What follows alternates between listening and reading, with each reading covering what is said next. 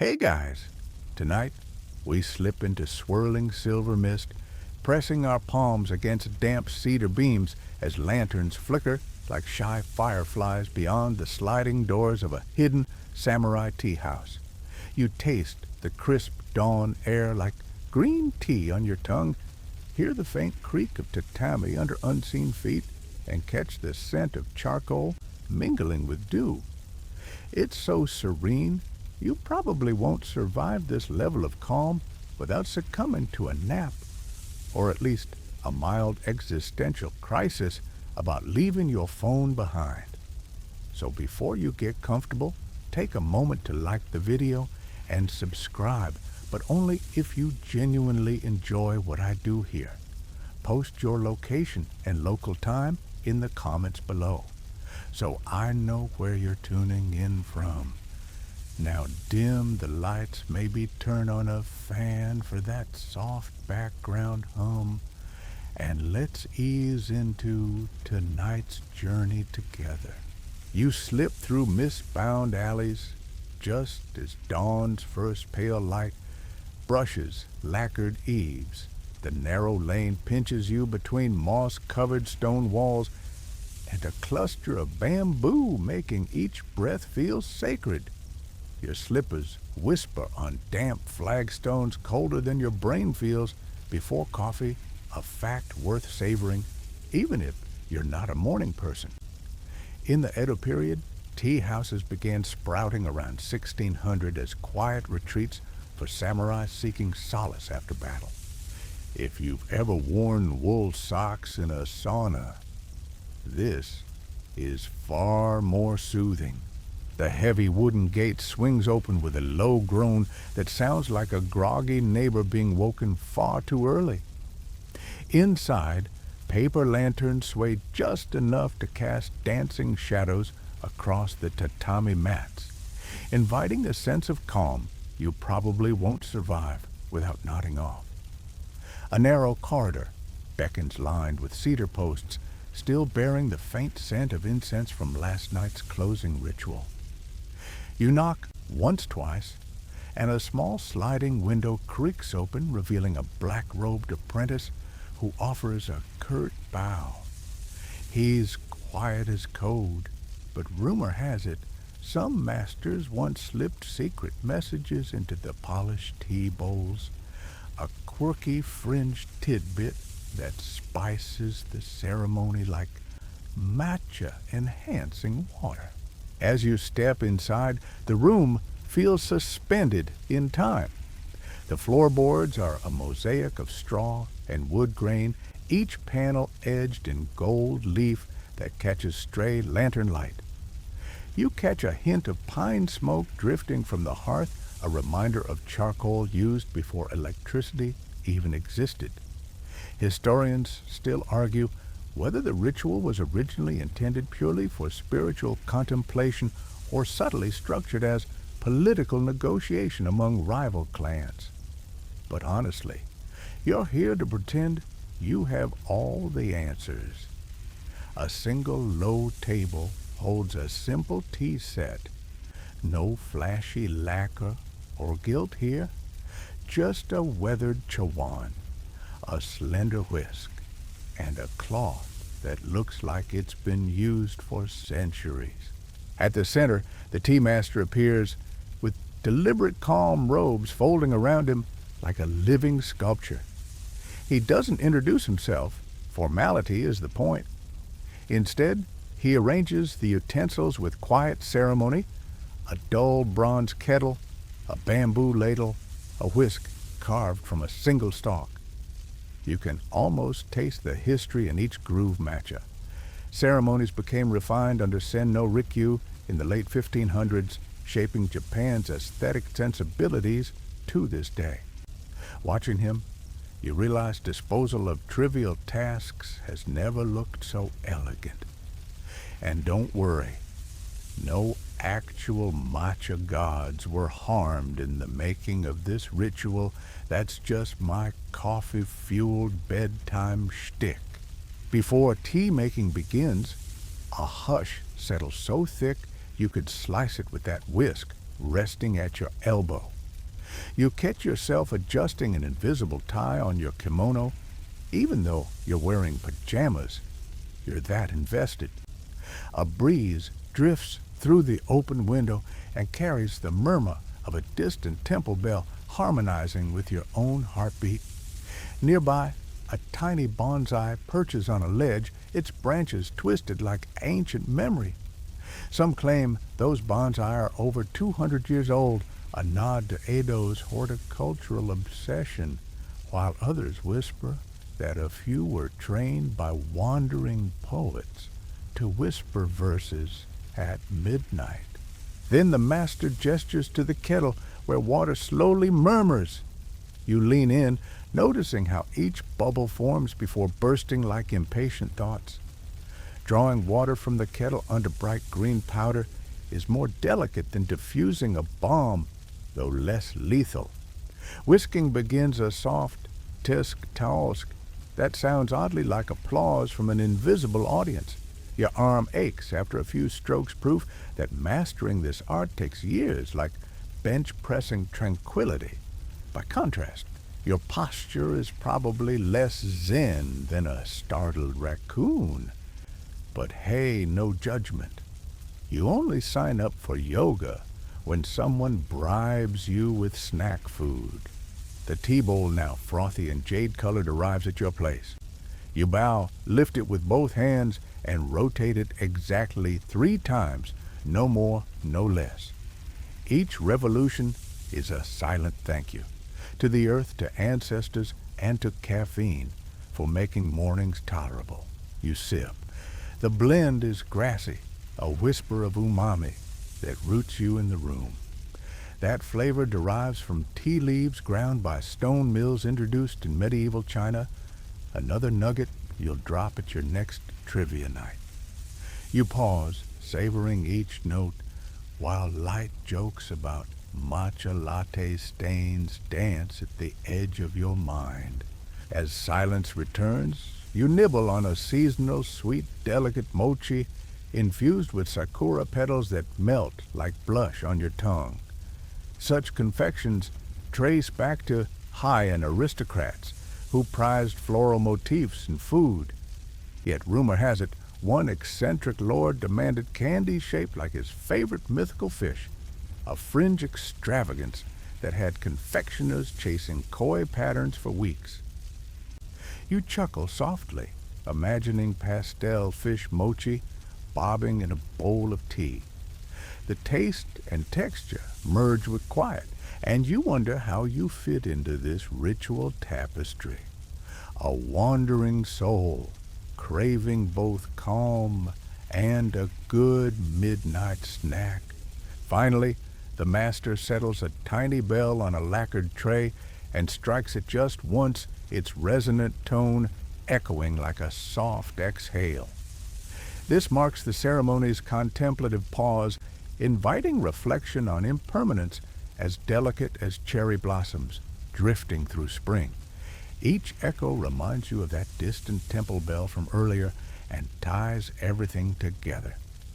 As you sit there, eyelids heavy, you recognize why tea rituals endured through centuries of samurai code and shogunate edicts. And if you snooze mid-pour, I'll totally understand. This is way more effective than any lullaby. You settle back on your heels as the tea master reemerges, robes whispering like silk cascades. His presence feels almost weightless, yet you sense a gravity too, like watching a samurai unsheath a sword. Except here, it's a ritual blade edge of precision applied to tea utensils. He kneels by a low wooden shelf, where each implement rests in patient alignment, waiting for its moment. You lean forward, ears attuned to the soft scrape of his cloth and the muted tap of porcelain. First comes the chawan, the tea bowl you held so reverently. He lifts it by its rim and inspects it against the fading morning light, turning it slowly as if examining constellations mapped in ceramic. Then, with a linen cloth the color of pale moonlight, he begins to polish. The cloth glides across the bowl's surface in feather-light strokes, smoothing fingerprints and dust motes alike. You catch the faint scent of beeswax, a traditional ingredient used to preserve the glaze, and it drifts through the air like a forgotten incense tugging at memory before you realize you've never actually smelled beeswax incense before. It's oddly comforting, like finding an old friend's sweater in the back of your drawer. Next, the chishaku. The slender bamboo scoop for measuring tea powder becomes his focus. He cradles it like a newborn, its curved tip carved just so twisted from a single piece of bamboo. With a finer cloth, he traces the length of the shaft, removing tiny splinters and polishing away the sheen of other mornings. Historians still argue whether the ritual polishing derived from Zen Buddhist purification rites or from samurai sword maintenance. But here you witness a hybrid grace that feels both spiritual and martial. You imagine a sword steel glinting in candlelight. Now replace that steel with warm bamboo and the clang with quiet reverence. He allows you a glance at his techniques. First, he folds the cloth into a perfect square, no fingers stray outside the edges. Then he drapes it over his index finger, forming a soft pad, and applies just enough pressure to make the bowl's glaze sing when stroked. You shift, noticing the slight echo that resonates against paper walls, a sound like a whisper, amplified. You try to hold your breath, but inhale anyway, filling your lungs with a heady blend of polished wood and morning air. Behind him, the hishaku, the ladle used to draw water from the kettle, rests on a small stand. Its bamboo handle is smooth from years of use, yet the slope of the scoop retains a slight grainy texture. He lifts it, listening to the hollow resonance, then uses a silk fukusa cloth, embroidered with a crest you recognize as belonging to a branch of the Hosokawa clan, to wipe away rust spots on the metal collar. Yes, this is the same clan that once ruled Kumamoto. Mainstream records note they funded tea schools across Kyushu in the 17th century. You're tempted to quip niece security token, but you wisely swallow it. The master's focus would vaporize your joke like steam from the kettle. At the edge of the hearth, a small iron kettle kama sits atop glowing charcoal. The master leaves it be for now, trusting its steady heat. Instead, he turns to the natsume, a lacquered caddy for storing thin tea. He opens its lid and peers inside, then closes it and runs the cloth over the lacquer to banish smudges. You can practically see your reflection in its surface. Even your pajamas look more put together now, though you wouldn't recommend you wear them to a wedding. A light joke, yes, but you're too enthralled to deliver it. Between each gesture, the master pauses, as if inhaling the space itself. You realize he's embodying more the Japanese concept of negative space, treating silence as substance. Each utensil's care feels like a word in an unspoken poem. Fringe lore suggests some eccentric tea masters once whispered haiku directly onto the utensils, believing the vibrations would infuse the tea with poetic spirit. You imagine sipping a bowl of tea that tastes faintly of moonlight sonnets, either that or you're just tired. He then arranges the utensils on a tatami mat in the order they will appear during the ceremony. Chawan center shashaku beside it, whisk ready at 9 o'clock. The arrangement aligns with centuries of codified precision, a sort of choreography, where every movement carries weight. You catch a trace of old lacquer smell mingling with the wood, a reminder that the mats were woven from local rush grass, gusa, over 400 years ago, when Edo itself was but a burgeoning castle town. That ancient rush still crackles subtly underfoot, grounding you in history even as your mind drifts to your to-do list. Did you feed the cat? He reaches for the chase in the bamboo whisk carved into fine tines. Holding it carefully by its wrapper, he inspects each delicate prong, ensuring none are bent. Then he uses his forefingers to gently coax them into perfect alignment, creating a radial sunburst pattern. You wince, slightly aware of the whisk's fragility. One snapped tine could derail the whole ceremony. In medieval times, failed whisks were sometimes used to signal a master's loss of favor, though evidence is scarce. Historians still argue whether broken utensils symbolized personal failure or intentional symbolism of impermanence. And you suspect your bedtime audience will enjoy pondering that in a half-asleep stupor. Finally, the master turns to the cloths used to wipe rims and handles during pouring. He folds them into precise triangles and lays them on a small wooden stand so they remain crisp. Even the smallest wrinkle might distract the eye, and in tea ceremony, distraction is the enemy of presence. You can't help but admire the discipline that elevates a simple rag into sacred art. Back home, your own towels likely harbor dust bunnies, and last week's dinner stains a far cry from these ceremonial linens.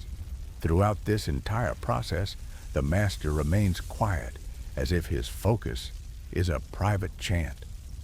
You listen to the soft thump of his cloth against porcelain, the gentle scratch of bamboo on wood, and you feel your own heartbeat slow matching the ritual's rhythm.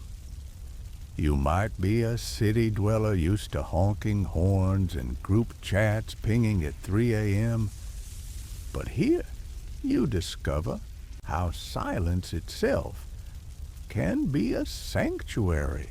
Before he finishes, he pauses, lifts the cloth, and lets it fall to his side without a sound.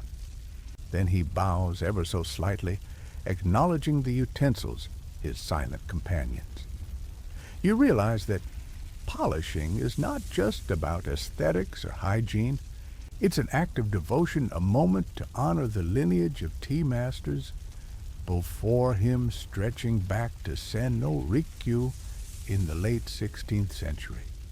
That fact alone grounds you, reminding you that what you're witnessing is more than performance. It's living tradition. As a final flourish, he steps back, hands folded, as though the utensils themselves have taken their positions on a stage. A subtle exhale escapes you, carried off on the ember-warmed air. You glimpse the shawan again, its glaze gleaming, promising the rich foam you'll taste soon. The master's careful preparation has transformed ordinary tools into revered relics, each whispering history with every breath. You sit up straighter, feeling oddly disciplined yet comforted. You've just watched centuries of craftsmanship distilled into a few silent moments.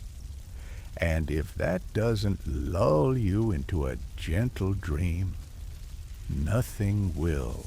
You hear the distant shuffle of geta sandals on wooden planks and a soft metallic clink that ripples through the tea house like an unexpected reminder of the outside world.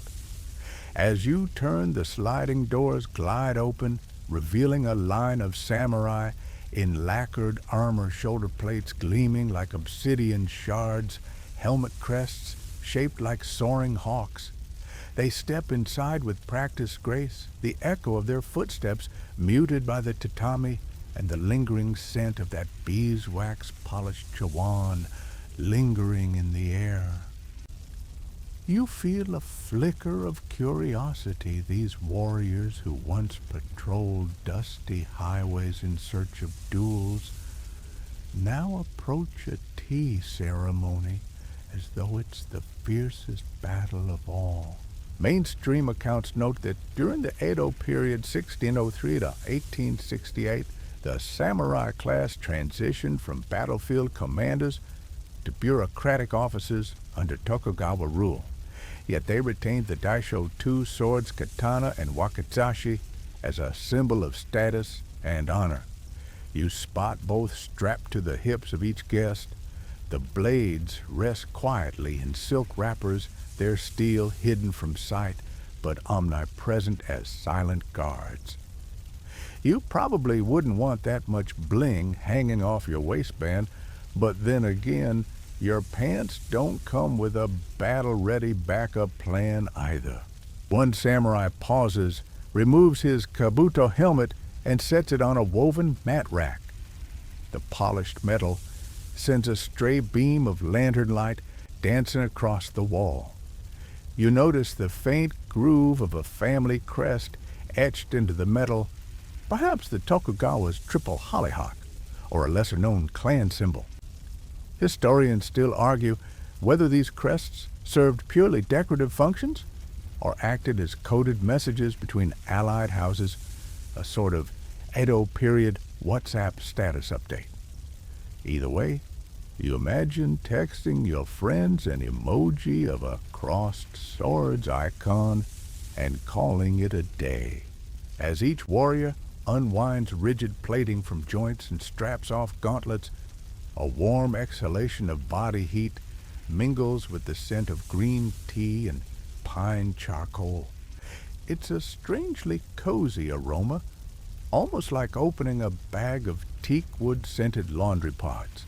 Except, without the chemical aftertaste, you catch a whiff of something else, too.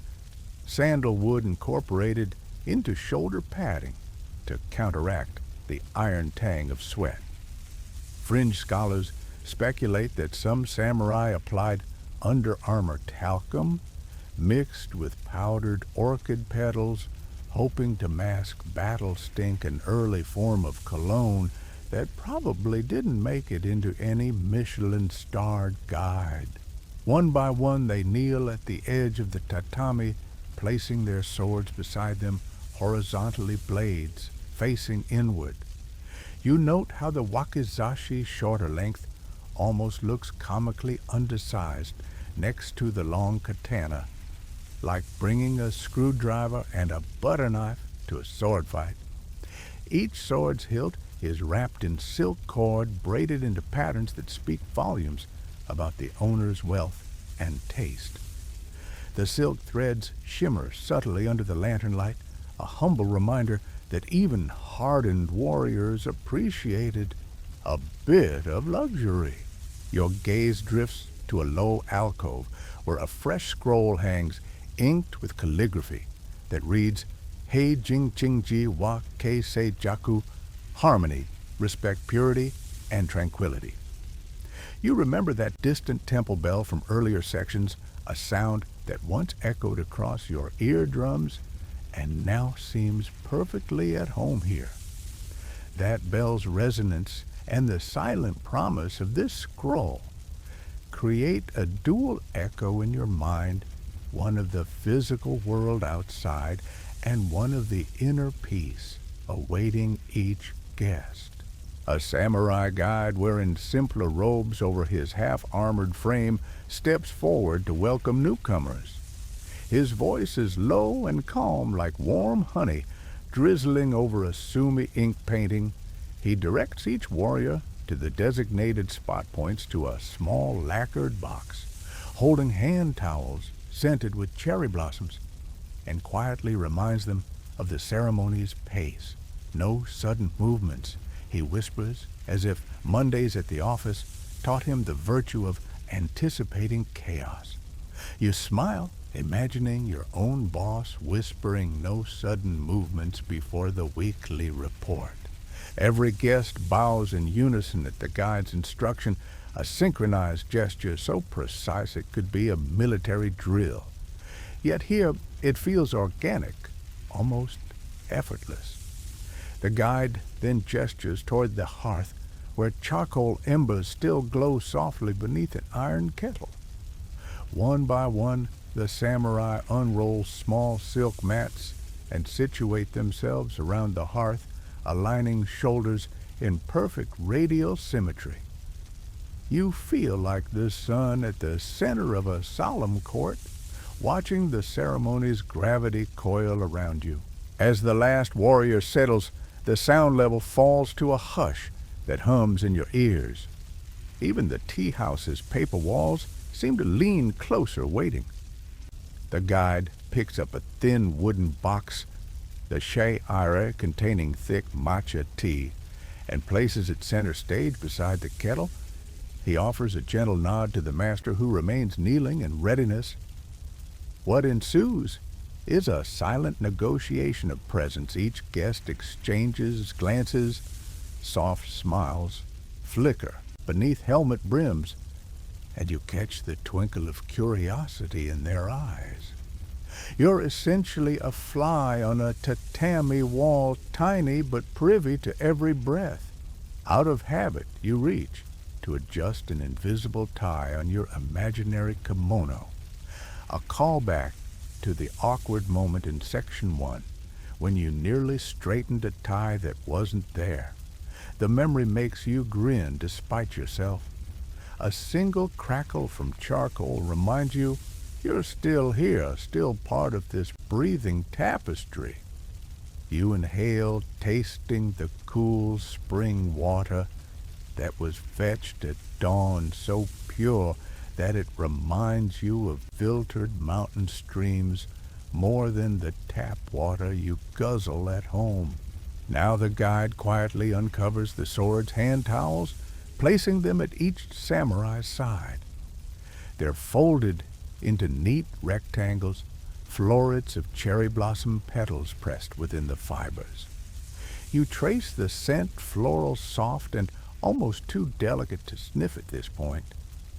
Fringe lore suggests that some masters insisted on hand towels infused with crushed deer antler powder to absorb knots of tension, believing the antler spirit would lend courage.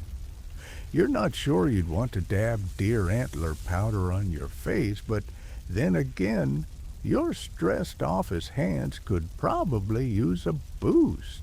Silence deepens further. The master rises with a slow grace signaling the tea's official commencement. You watch the samurai unlatch their shoulders from steel plating one last time, as if they're shedding more than metal. They're leaving behind the burdens of rank and duty. One warrior, older than most, with hair threaded by silver, closes his eyes and breathes deeply, a single bead of sweat sliding down his brow. He's not nervous, you decide, but simply present. Historians still argue whether such moments were strategic displays of stoicism or genuine meditative practice integrated from Zen monks. Either interpretation feels valid as you sit shoulder to shoulder with these storied figures. Your own hands rest on your thighs, warm against your pajamas, oddly more vulnerable than any samurai's plated gloved grips. You realize that this ritual demands exactly that vulnerability, openness, respect. A light joke crosses your mind. Imagine if today's CEOs took off their power suits and kneeled on mats for an hour of green tea mindfulness. You probably see less corporate ladder climbing and more silent nap requests in meeting rooms. With the guests gathered, the tea house seems to contract inward, focusing all energy on the act of tea itself. Your heart settles, matching the steadiness of the polished kettle's low hum. You close your eyes for a moment, letting the alignment of swords, the scent of sandalwood padding, and that faint echo of the lacquered sword hilts coalesce into a single profound stillness, a calm so deep you might just drift off mid-bow. But don't worry, I'll keep nudging you awake with light jokes, because in this sacred dance of quiet presence, a little levity never hurts.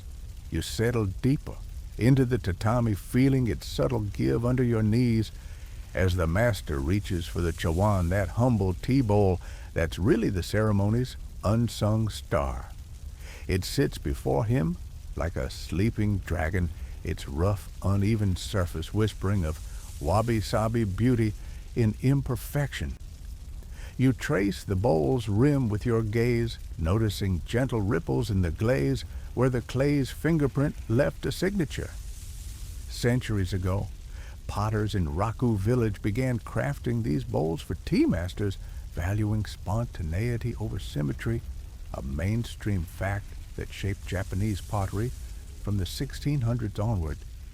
Each chawan here carries the tacit promise that no two cups are ever identical, much like snowflakes' fingerprints and your own mismatched socks. He lifts the bowl with deliberate care, thumbs resting at its inner lip, and rotates it so you can see its underside. The potter's mark is faint, almost hidden, a rushed brushstroke stamped before firing. Historians still argue whether these stamps were meant primarily for authenticity or as a playful signature.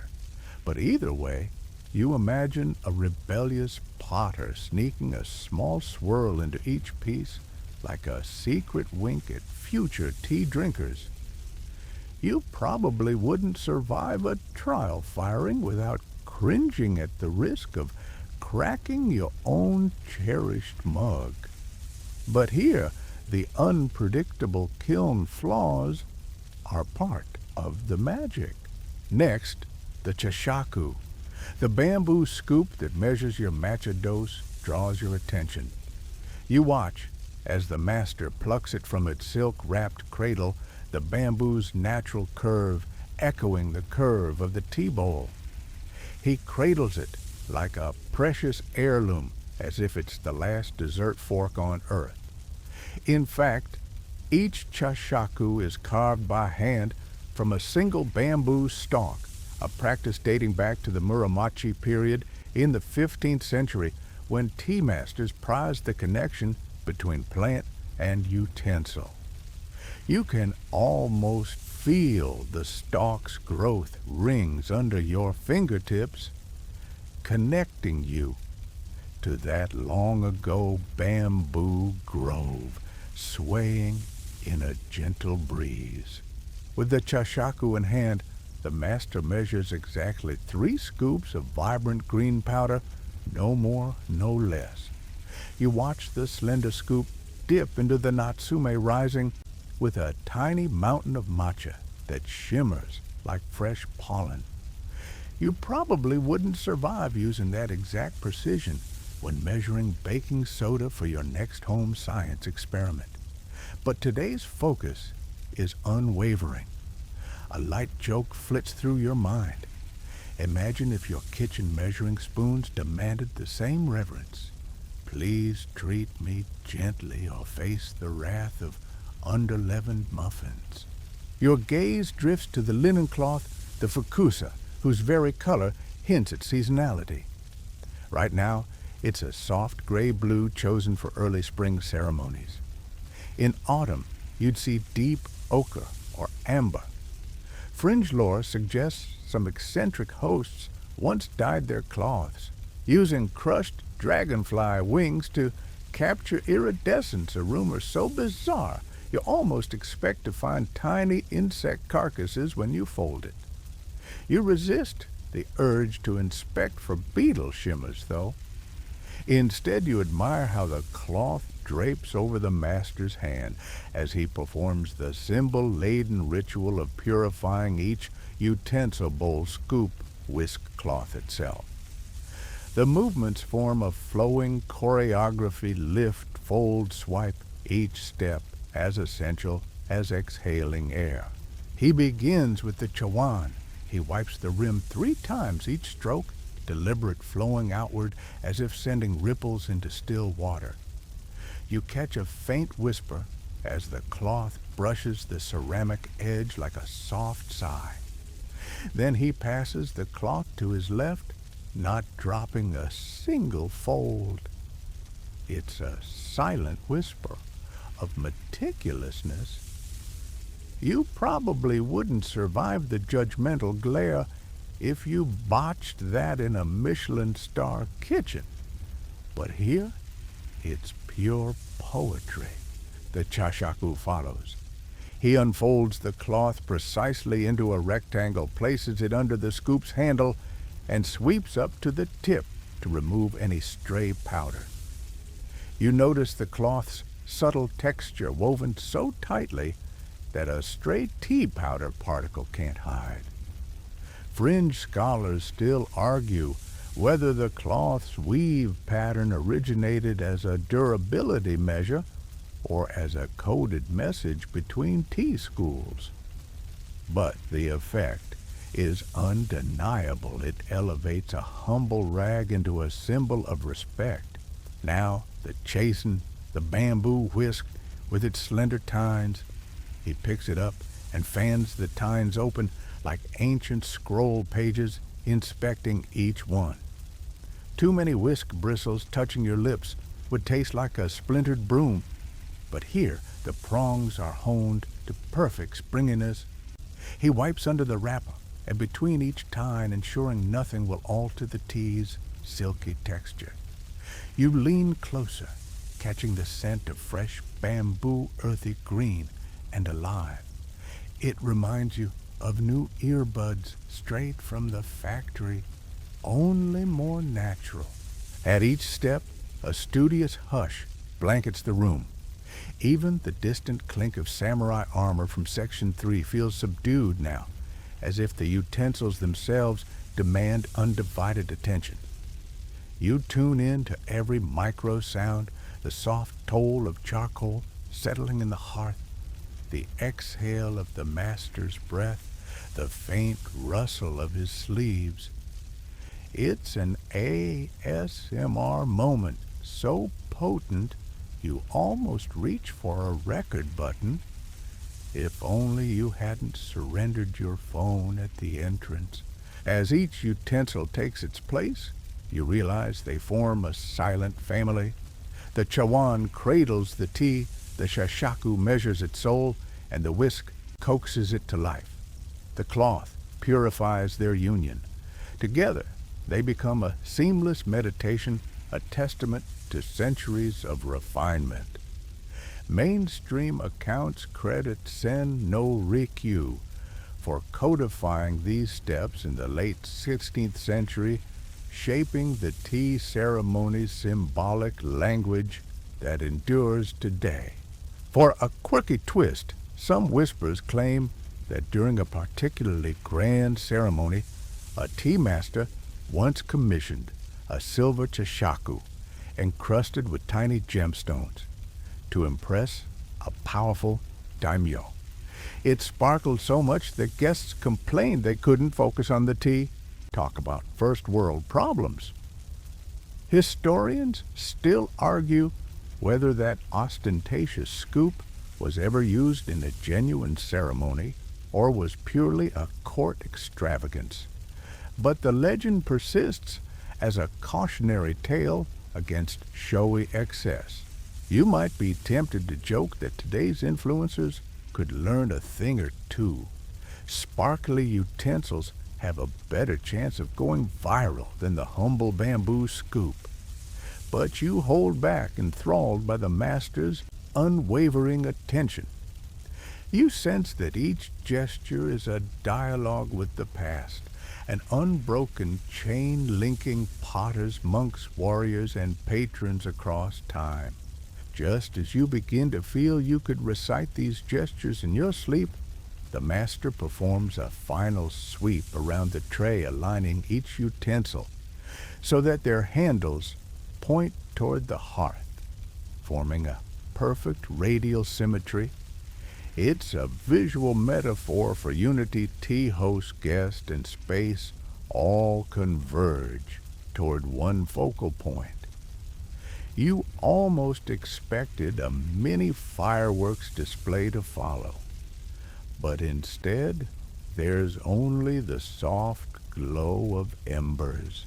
Leaning back, you absorb the scene, three simple tools each cared for like a treasured companion, their combined presence more profound than any single element. You feel a tingle of awe. This is the kind of obsessive precision that makes you question every rushed action in your life. Would you ever wax your car with such devotion?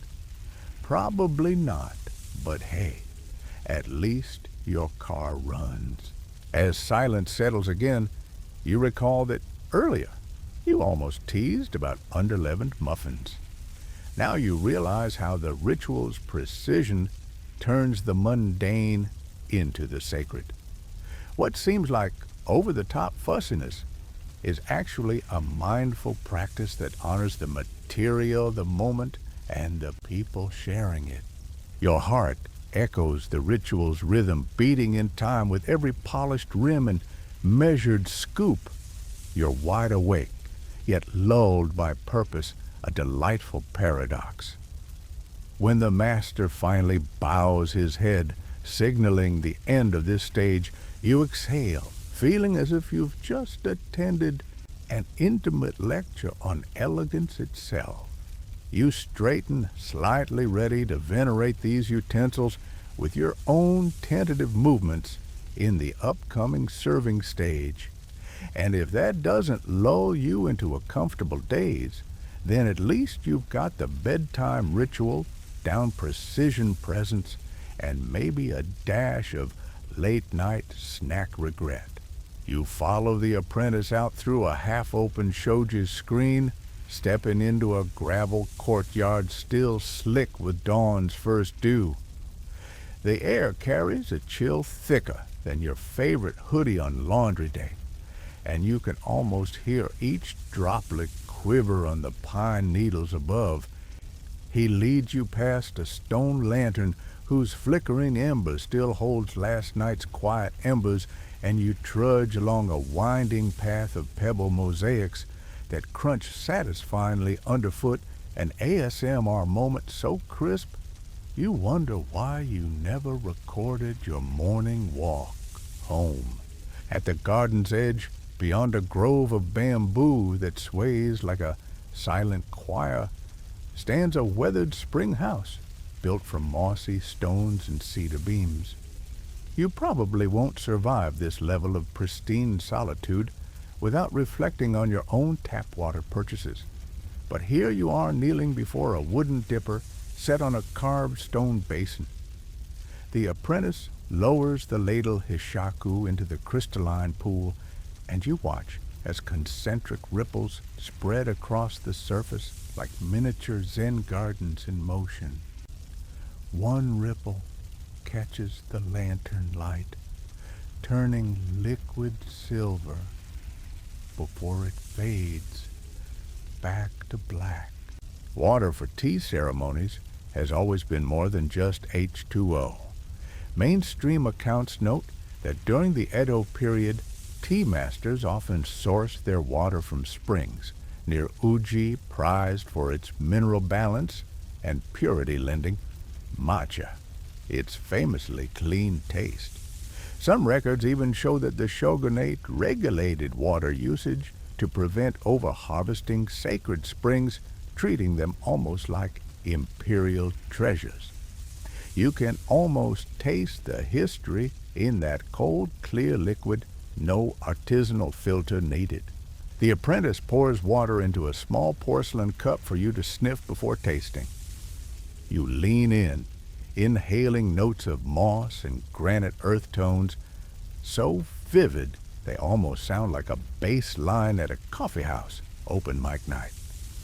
Fringe lore suggests that a few eccentric tea masters once prized a spring whose water was said to grant translucent skin after a month of daily sipping, though no cosmetic companies have caught wind of this rumor. You don't blame them. Your own skincare routine probably couldn't handle any more bottled elixirs. You cup your hands around the bowl, feeling its slipperiness as the cold water makes the porcelain slick. Then you tilt it to your lips, savoring a small sip that slides down like silk. The flavor is neutral, yet alive crisp as a fresh sheet of washout paper. Researchers still argue whether the superior taste of spring water was due to natural mineral composition or the psychological boost of ritual context, but you suspect a bit of both. Either way, your morning coffee has nothing on this. The apprentice explains in a hushed voice, so hushed you have to lean in like you're eavesdropping on a secret agent, that water must be drawn before sunrise, because symbolic purity peaks at first light. Scholars still argue whether this timing was rooted in Shinto lunar worship or simply a practical choice to avoid midday crowds at popular springs. You imagine early morning brawls over dipper access, and thank your lucky stars you skipped the gym this week. As he lifts the ladle again, droplets fall in a delicate patter, echoing off the stone basin like a soft drum solo. You close your eyes, letting each plink resonate in your chest. The spring house's roof is thatched with cedar bark, and you catch the faint creak of wood settling, a sound so subtle it could be your own heartbeat. You might be too cozy in bed chatting about tea rituals, but here you're a pilgrim on a mission to collect a few cups of magical liquid. He hands you the ladle to draw the next scoop yourself. Your fingers hover over the bamboo handle, hesitant as if you're diffusing a bomb rather than dipping into a serene stream. You grip it, gently lower it into the basin, and lift. The water fills the ladle with a quiet slosh that tickles your eardrums. Then you tilt it over a waiting earthenware vessel, watching the droplets merge in a soft cacophony that could rival a lo-fi playlist. You feel like you've unlocked a secret level of calm, no cheat codes needed. When the apprentice isn't looking, you tilt your head to watch how the water's surface tension clings to the ladle's edge before letting go in a silk thread trickle. You've seen soap bubbles do less impressive dances in the sink back home. A light joke flutters across your mind. Imagine if your morning shower delayed its cascade, that gracefully your alarms would never win. But here, every delay is intentional, an invitation to slow down. Next, the apprentice leads you to a shelf where clay pots of various shapes cradle water gathered over the past week. Each pot is sealed with a lotus pad lid to prevent debris, and the shapes vary by season round like spring petals, angular like autumn leaves. He lifts one, its exterior cool and damp under your fingers, and tips a drop onto his palm. You watch it bead up before dissolving into the creases of his hand. Some fringe historians claim that tea masters dunked a sprig of sacred sakaki branch in these vats to bless the water with spiritual energy. You can't say you feel any extra mojo, but hey, your palms have never been more hydrated. As the sky outside brightens toward pale gold, the apprentice gestures for you to refill the kettle back at the tea house. You carry the pot careful as if transporting fragile peace itself along the moss-carpeted path. The stones feel springy under your sandals, each step cushioned by centuries of moss growth. You pause to run your hand along a low cedar beam, its bark texture like nature's own stress ball. Then resume your mission, water sloshing gently in the pot. Back at the hearth, the master nods in approval as you pour your precious cargo into the iron kettle. The liquid hisses as it meets the hot surface, sending steam spiraling upward with a soft hiss that vibrates through the room. It's a song of transformation from mountain spring to bowl-ready brew.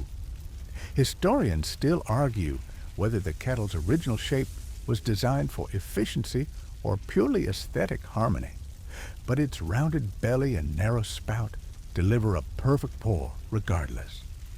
You suspect tea aficionados would argue the point well into twilight.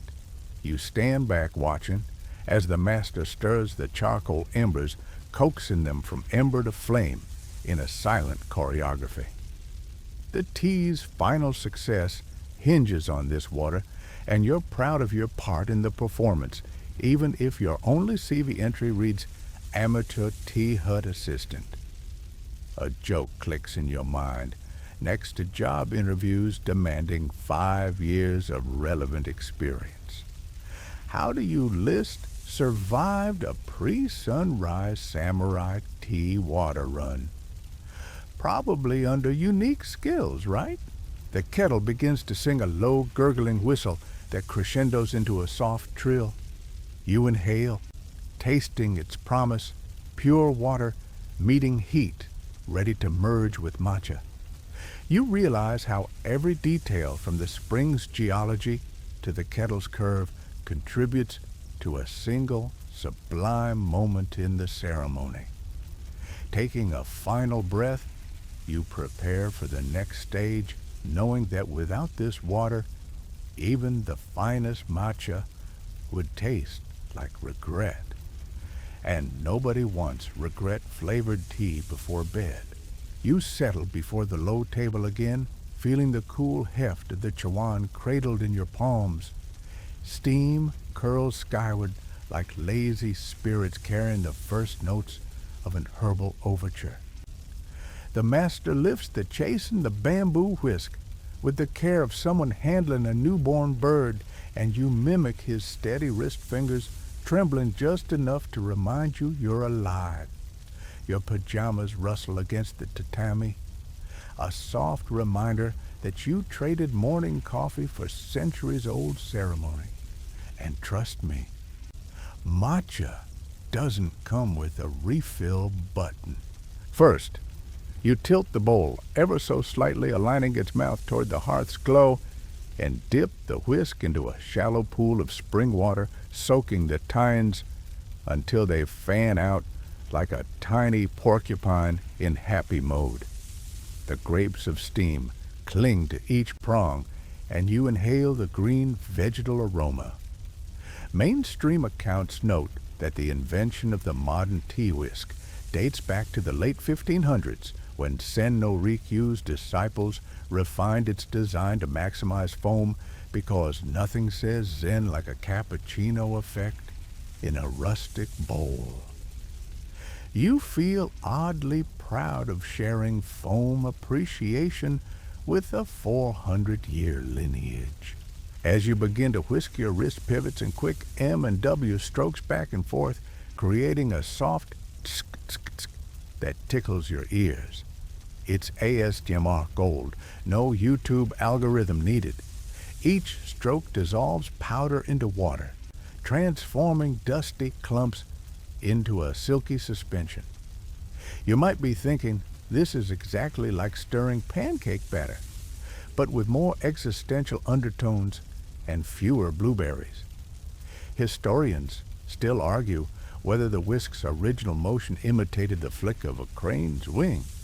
or was designed to replicate the swirl of cherry blossom petals in a pond.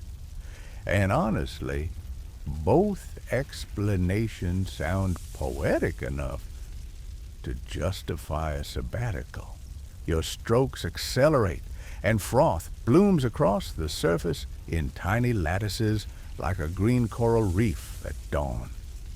The whisk's bamboo tines chatter against the bowl's rough interior, each tap a micro-percussion that hums through your bones. You try to steady your elbow on the table, but your phone buzzes in your pocket, reminding you of group chat drama you barely recall. Suddenly, you're whisking to the rhythm of notifications you're purposely ignoring. At home, you'd be multitasking 8 things at once. Here, a single action demands your full attention. You thank your pajama-clad self for showing up. In a fringe anecdote, some tea masters once carved tiny inscriptions into the base of their whisks. Secret haiku meant only for the host's eyes. They'd whisper the poem to the whisk during its creation, believing the vibrations would infuse the matcha with lyrical essence. You cup your ear to the bowl, half expecting to catch a sonnet, but only hear your own soft breathing. That's fine poetry floats through the steam anyway. Your wrist tires after a few dozen strokes, and you laugh softly at your own lack of arm strength. Who knew green tea could be such a workout? A light joke pops into your head. Imagine fitness classes where instead of burpees, you do matcha, whisk reps, feel the burn, then sip the calm. The group dynamic would be awkward but spectacular on social media. You're pretty sure someone would trademark matcha fit by tomorrow. The master watches, head tilted, his hands folded in a silent critique. You straighten yourself, inhale, and slow your strokes, coaxing a polished swirl of foam across the bowl's center. The bubbles gleam like dew-laden spiderwebs each, a universe reflecting the room's lantern glow. You pause to appreciate this living map of textures, a reminder that slow living can birth micro-miracles. It's less like whipping cream and more like coaxing a poem to life. Historians still argue whether tea foam was originally sought for aesthetic pleasure or practical reasons. Some theorize that the foam helped distribute bitterness evenly, while others claim it was purely a status symbol, showing off whisking prowess. You suspect both are true because humans always find ways to blend function and flair. After all, your morning latte art is less about taste and more about bragging rights on Instagram. You continue whisking until the foam holds its shape, raising the whisk just enough to watch residue trickle back into the bowl like slow-motion rain. You tap the whisk gently on the bowl's edge to release extra droplets, and a final plink resonates like a punctuation mark. It's the ceremony's exclamation point, the moment when water powder and motion converge into a single breath. Careful to avoid drips, you lift the bowl with both hands, turning it so the front faces your guest space, your own lap, if you're like me, and sitting solo. Then you bow, pressing your hands into a prayer-like alignment, and sip. The foam kisses your lips first, light airy, then the tea's umami heart flosses between your teeth. The sensation is as grounding as sinking your toes into a cold mountain stream, reminding you of every micro step you took to arrive here. A stray thought flits by. If you had this much ceremony around your cereal bowl, You'd never complain about soggy, frosted flakes again. But you also suspect you'd be perpetually late for work. Balance right. You chuckle and suppress the urge to whip out your phone for a side-by-side spin video. This moment deserves reverence, not retweets. As you place the whisk on its rest, you examine its now expanded tines glistening with matcha residue. Each prong stands proud, branching out like a miniature forest. Fringed lore holds that in rare moonlit ceremonies, tea masters steeped their whisks overnight to cultivate bioluminescent algae. Imagine a ghostly green glow when morning light hits the bowl. You'd definitely post that, though. Inventing light shows in tea seems a bit over the top, even for you. The master nods subtly, signaling the end of whisking. He gathers the whisk and rinses it in the kettle's remaining warmth, gently coaxing foam from between the tines. Then he returns it to a slender bamboo holder, prongs down as if tucking in a sleepy child.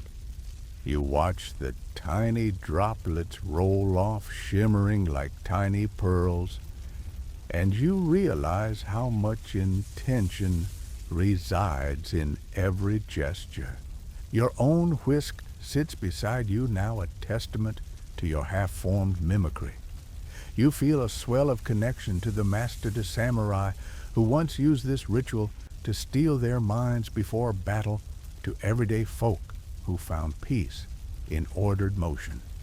It's an intimate bridge across time, woven through bamboo and tea.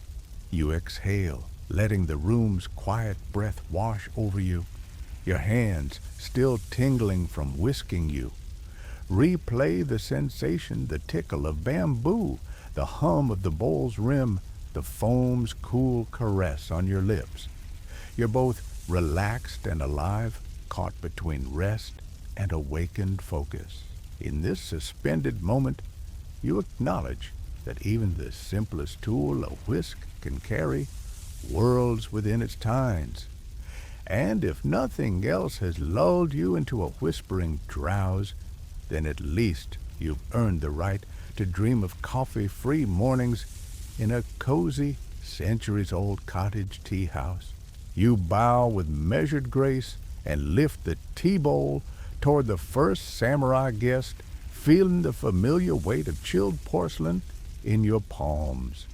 Your knees nearly brush the tatami edges, and for a moment, you're acutely aware of every inch of your posture spine, straight shoulders down, eyes lowered. You slide the bowl forward on the floor, fingertips never touching the rim as if handling a delicate secret. It's a silent dance, a choreography born in the late 16th century, when Sen no Rikyu formalized the host's movements into an art of humble offering, a mainstream fact that still shapes tea ceremonies today. The samurai receives the bowl by rotating it twice exactly as you practiced in Section 1, revealing your immaculate memory despite the yawning silence begging for a nap. You probably wouldn't survive remembering your own anniversary date, but here you've nailed the triple rotation without blinking. He brings the bowl to his lips, sips, and returns it with equal care, placing it on a small cloth in front of him. The ceremonious transfer hums through the room like a low-gear gearbox, slow, smooth, and oddly satisfying. Meanwhile, behind his helmet crest, you catch a glint of curiosity in his eyes like a cat encountering a laser pointer for the first time. Fringe lore claims that some schools taught hosts to etch tiny haiku on the bowl's underside, so only the first guest would see it upon handover, sparking surprise and humility. You half expect to spy an inscription that reads, "Do you feel fancy yet?"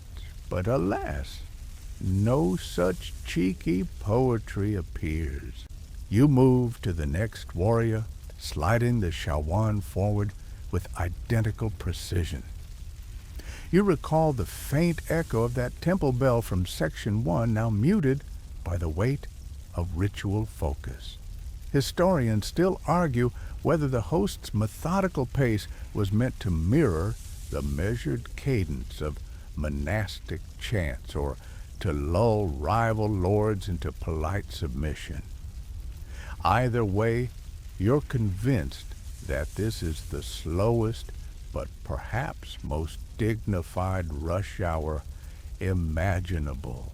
As you serve bowl after bowl, you can't help but notice how the samurai's rigid armor plates catch the lantern light and transform into a constellation of bronze and silver. You might joke that they're showing off more bling than a modern-day rapper, but you keep it to yourself. This is no time for casual quips about swords being the original utility belt. Instead, you tuck that image away for later, when you'll tell your bedtime story self how you nearly compared katana to Cartier. With each exchange, your hands echo a subtle visual pun offering peace in the form of tea to those trained to draw swords. It's a reminder that these ceremonies evolved under Tokugawa rule as tools of pacification. Samurai were encouraged to cultivate inner calm rather than chase battlefield glory. You sip a quick gulp of matcha from your own bowl as if sampling your own wares, though etiquette technically forbids the host from tasting until all guests have received. Forgive your cheeky violation. Your inner caffeine addict can't resist quality control. The final guest rises slightly to receive his bowl. He's an elder with a white-threaded topknot, his face as lined as the mats you kneel upon. You slide the shawan forward and feel a sudden tremor in your fingers, the same flutter you felt when first polishing utensils in Section 2. You steady yourself, recalling the master's silent counsel. Every gesture is a form of respect. You remember that beeswax-tinged scent from Section 1, and imagine the potter's fingerprint on each chawan, guiding your hands like an unseen mentor.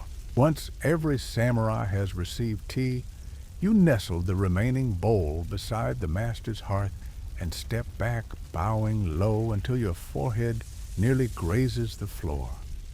The room stays suspended in stillness, the only sound the distant drip of water reheating in the kettle.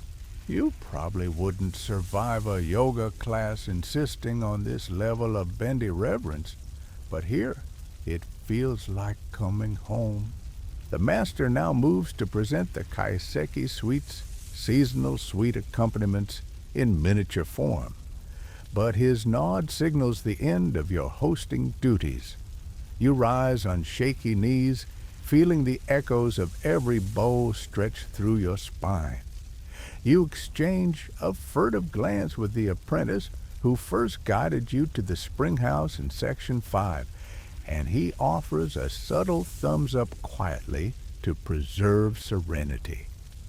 That nonverbal kudos feels more rewarding than any social media-like button you've ever chased. A stray thought flits through your drowsy mind.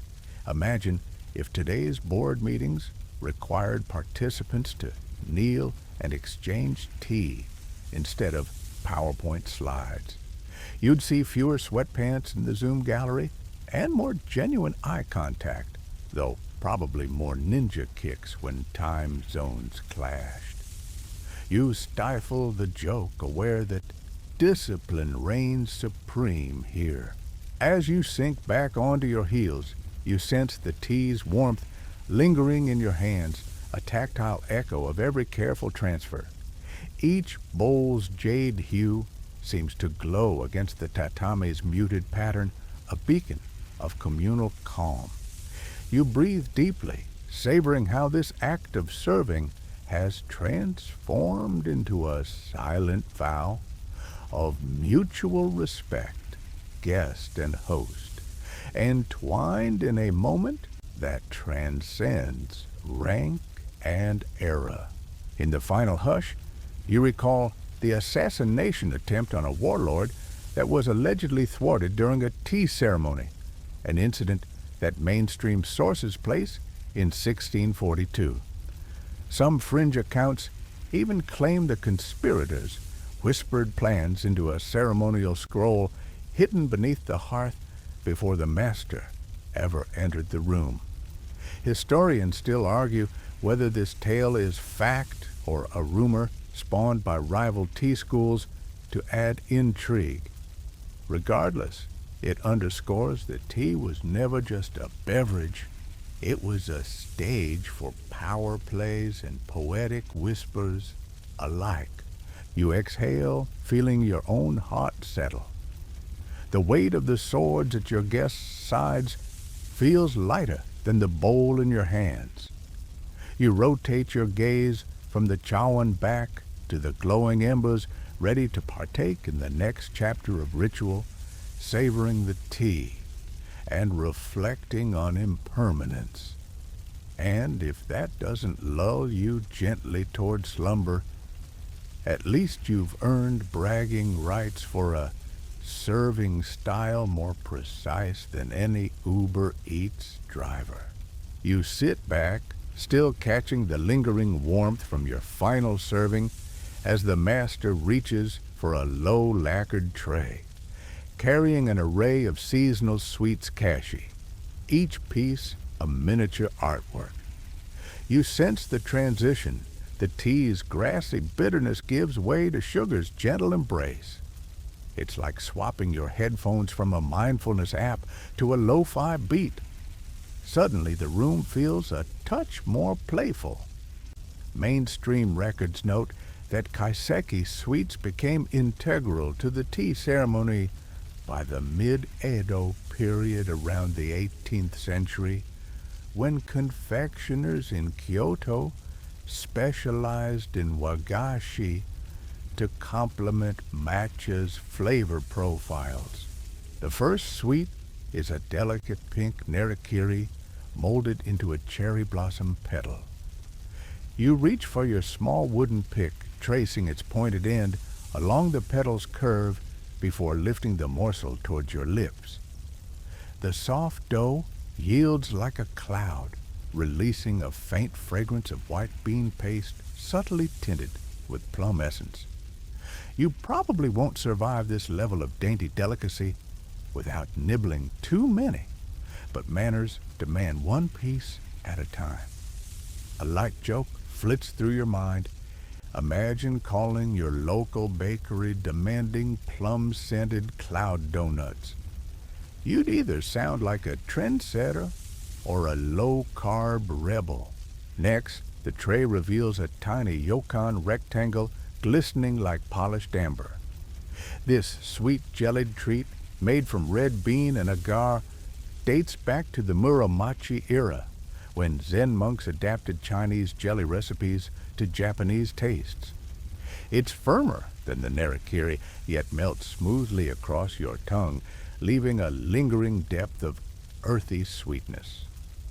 Historians still argue whether yokon was originally served hot or chilled, but here it's at perfect room temperature, just cool enough to revive your senses after that rich, foamy matcha.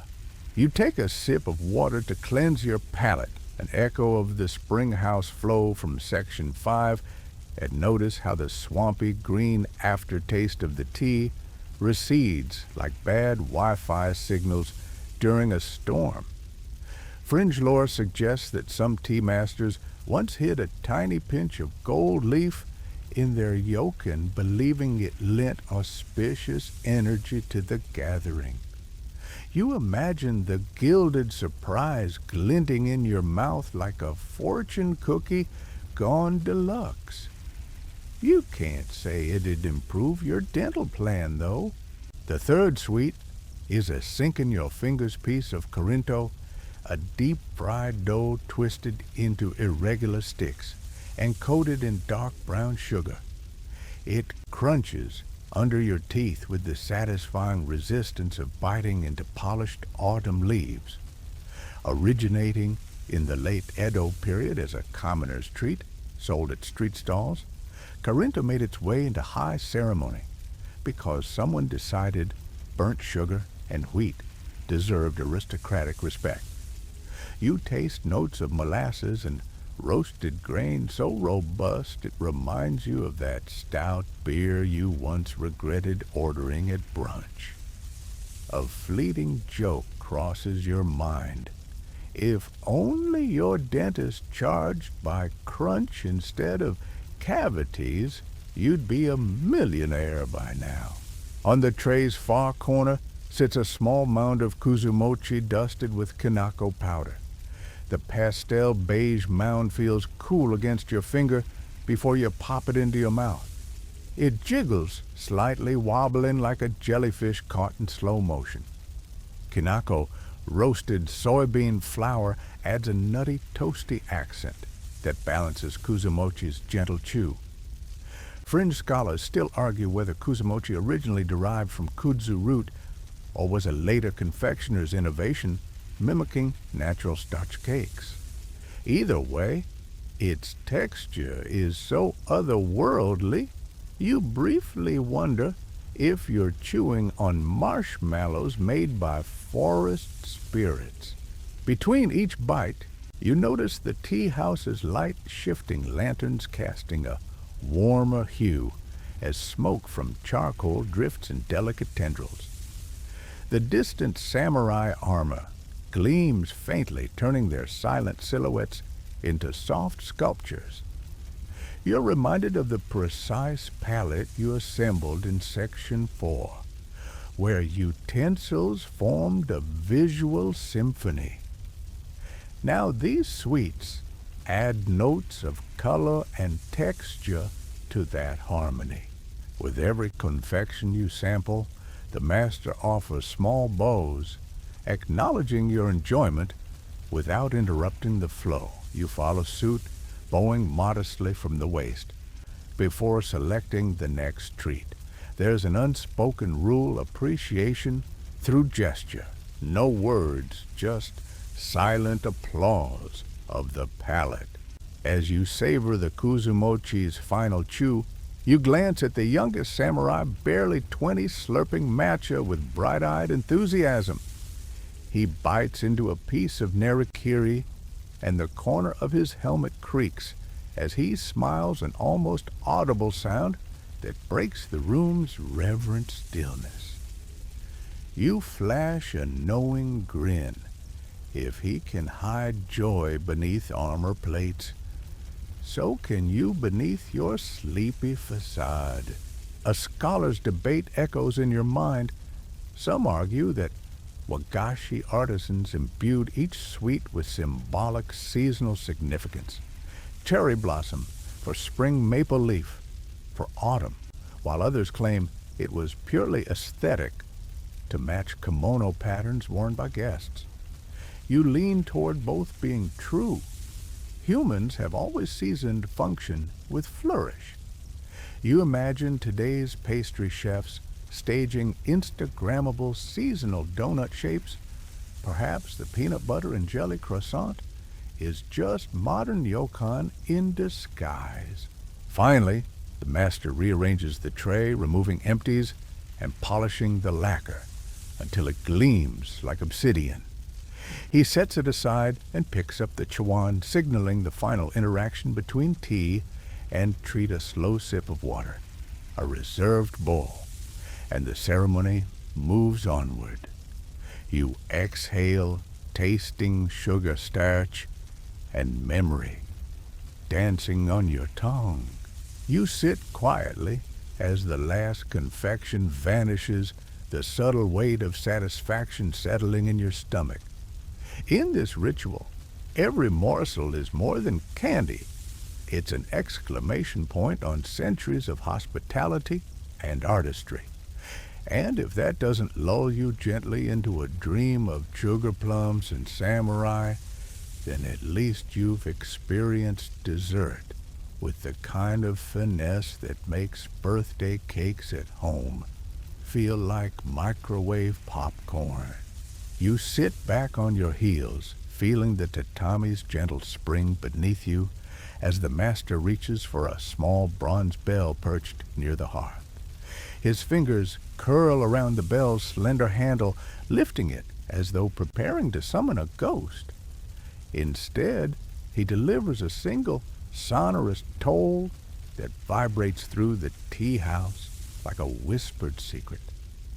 You feel the sound ripple through your chest, stirring every nerve toward stillness.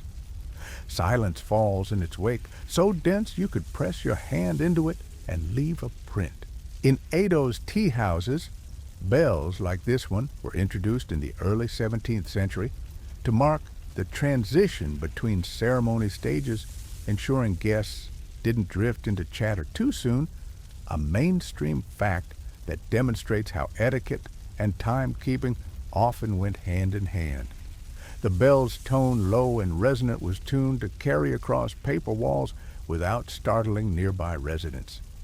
You probably won't survive this level of subtlety if your bedtime alarm is a phone ringtone blasting at full volume.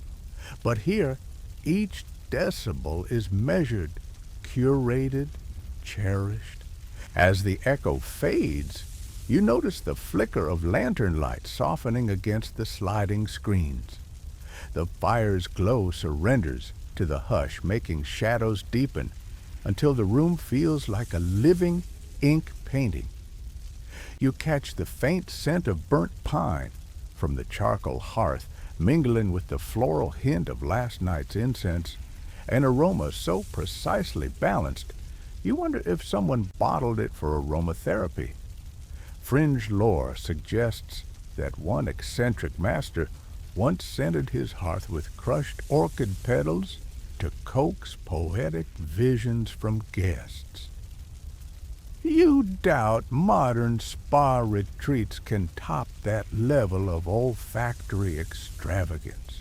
With the bell's echo still humming between floorboards, you close your eyes and allow your senses to widen.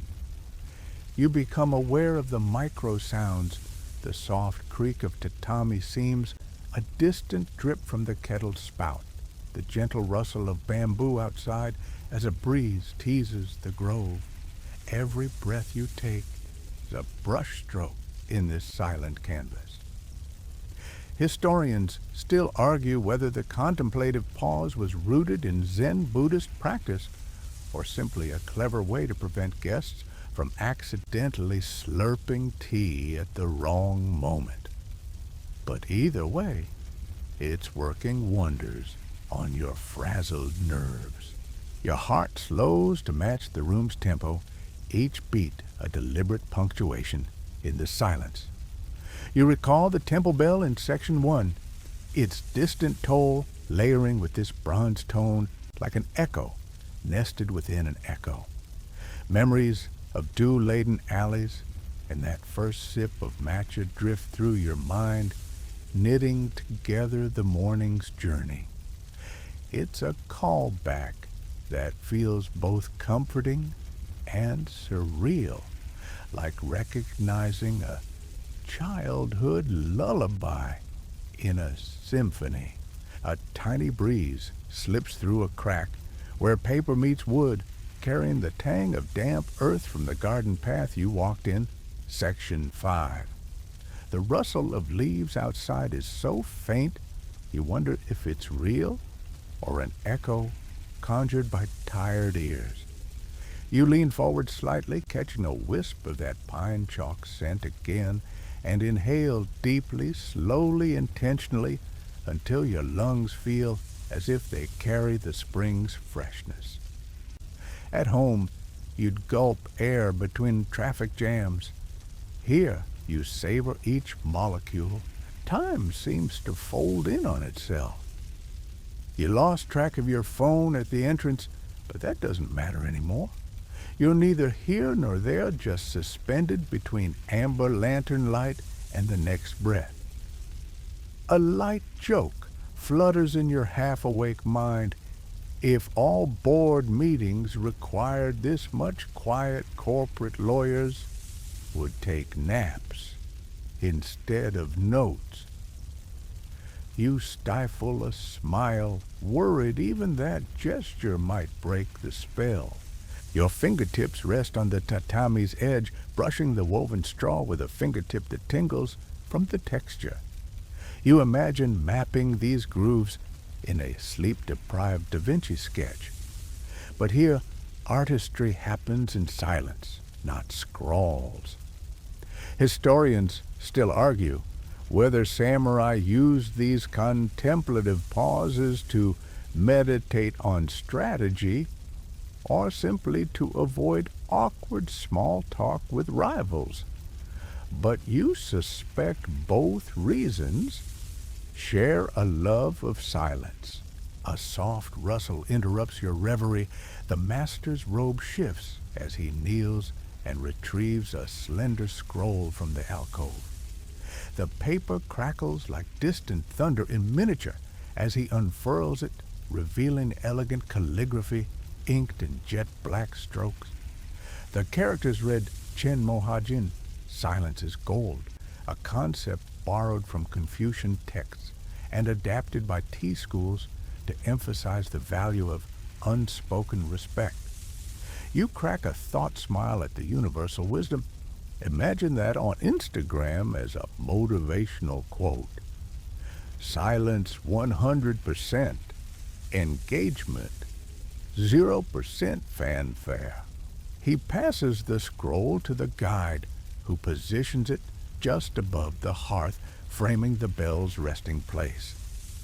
The scroll's presence feels like a silent partner in the ceremony, a visual anchor that draws your gaze upward. You feel pulled between weighty strokes and the empty spaces around them, the concept of maw made manifest once again. You recall the line from Section 2 about negative space being substance, and perhaps you're finally grasping its meaning beyond words. A distant drip from the kettle begins filling the void with a single drop every few seconds. Each plink is as deliberate as a metronome, guiding you deeper into hushed contemplation. You test the silence with a barely audible shh, surprised that even your whisper dissolves, as if swallowed by the tatami. It's a humility lesson here. Your voice is the most disruptive force. You glance at the assembled samurai seated like silent statues in their muted armor. Their swords lie sheathed, yet ever present a reminder that even peace is guarded by power. One warrior's eyes close as he inhales, chest rising in slow arcs, embodying the ceremony's meditative intention. You follow his lead, softening your gaze and letting your shoulders drop, releasing tension you didn't realize you carried. Fringe anecdotes mention that some tea masters once installed hidden mini bells beneath the tatami to monitor guests fidgeting, a sort of anti-snooze alarm that clanged if someone moved. You're relieved this tea house doesn't employ such tricks. Otherwise, you'd tip the mat and float away. Still, the real bell's tone feels like invitation enough to remain impeccably still. As the moment lengthens, you become acutely aware of your heartbeat's fading accompaniment. The hush overtakes even that, leaving you in a realm where time stretches like mist. You achieve a fragile presence, neither planning tomorrow nor regretting yesterday, just existing in the tender interstice of now. It's the kind of pause you'd pay absurd amounts for in a luxury retreat. Except here, it's free, requiring only your willingness to let go. Eventually, the master lifts his hand, brushing the bell's handle once more.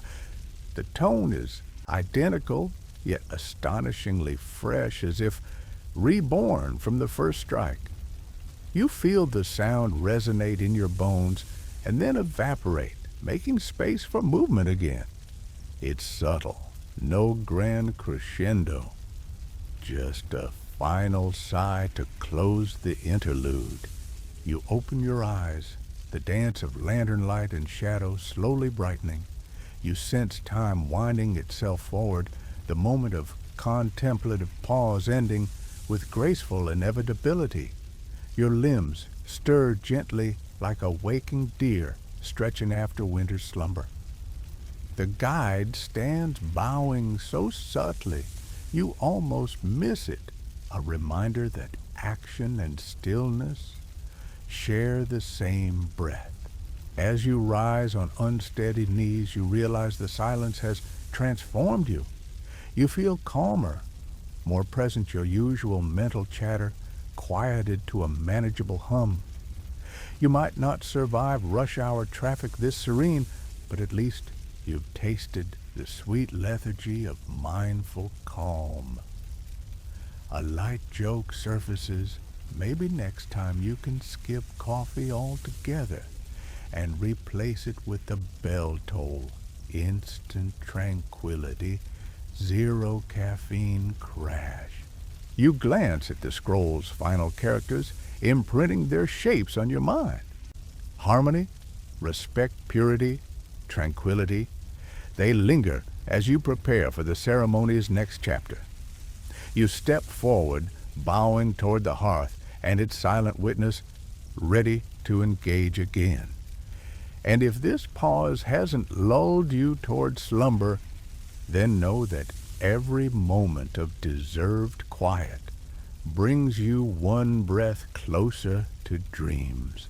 The master steps to a low alcove, his robes barely brushing the tatami, and retrieves a stack of rustic papers bound with twine.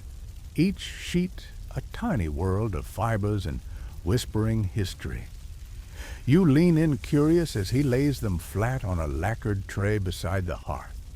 These are washi sheets, handmade from kozo bark, each texture unique, like an individual fingerprint.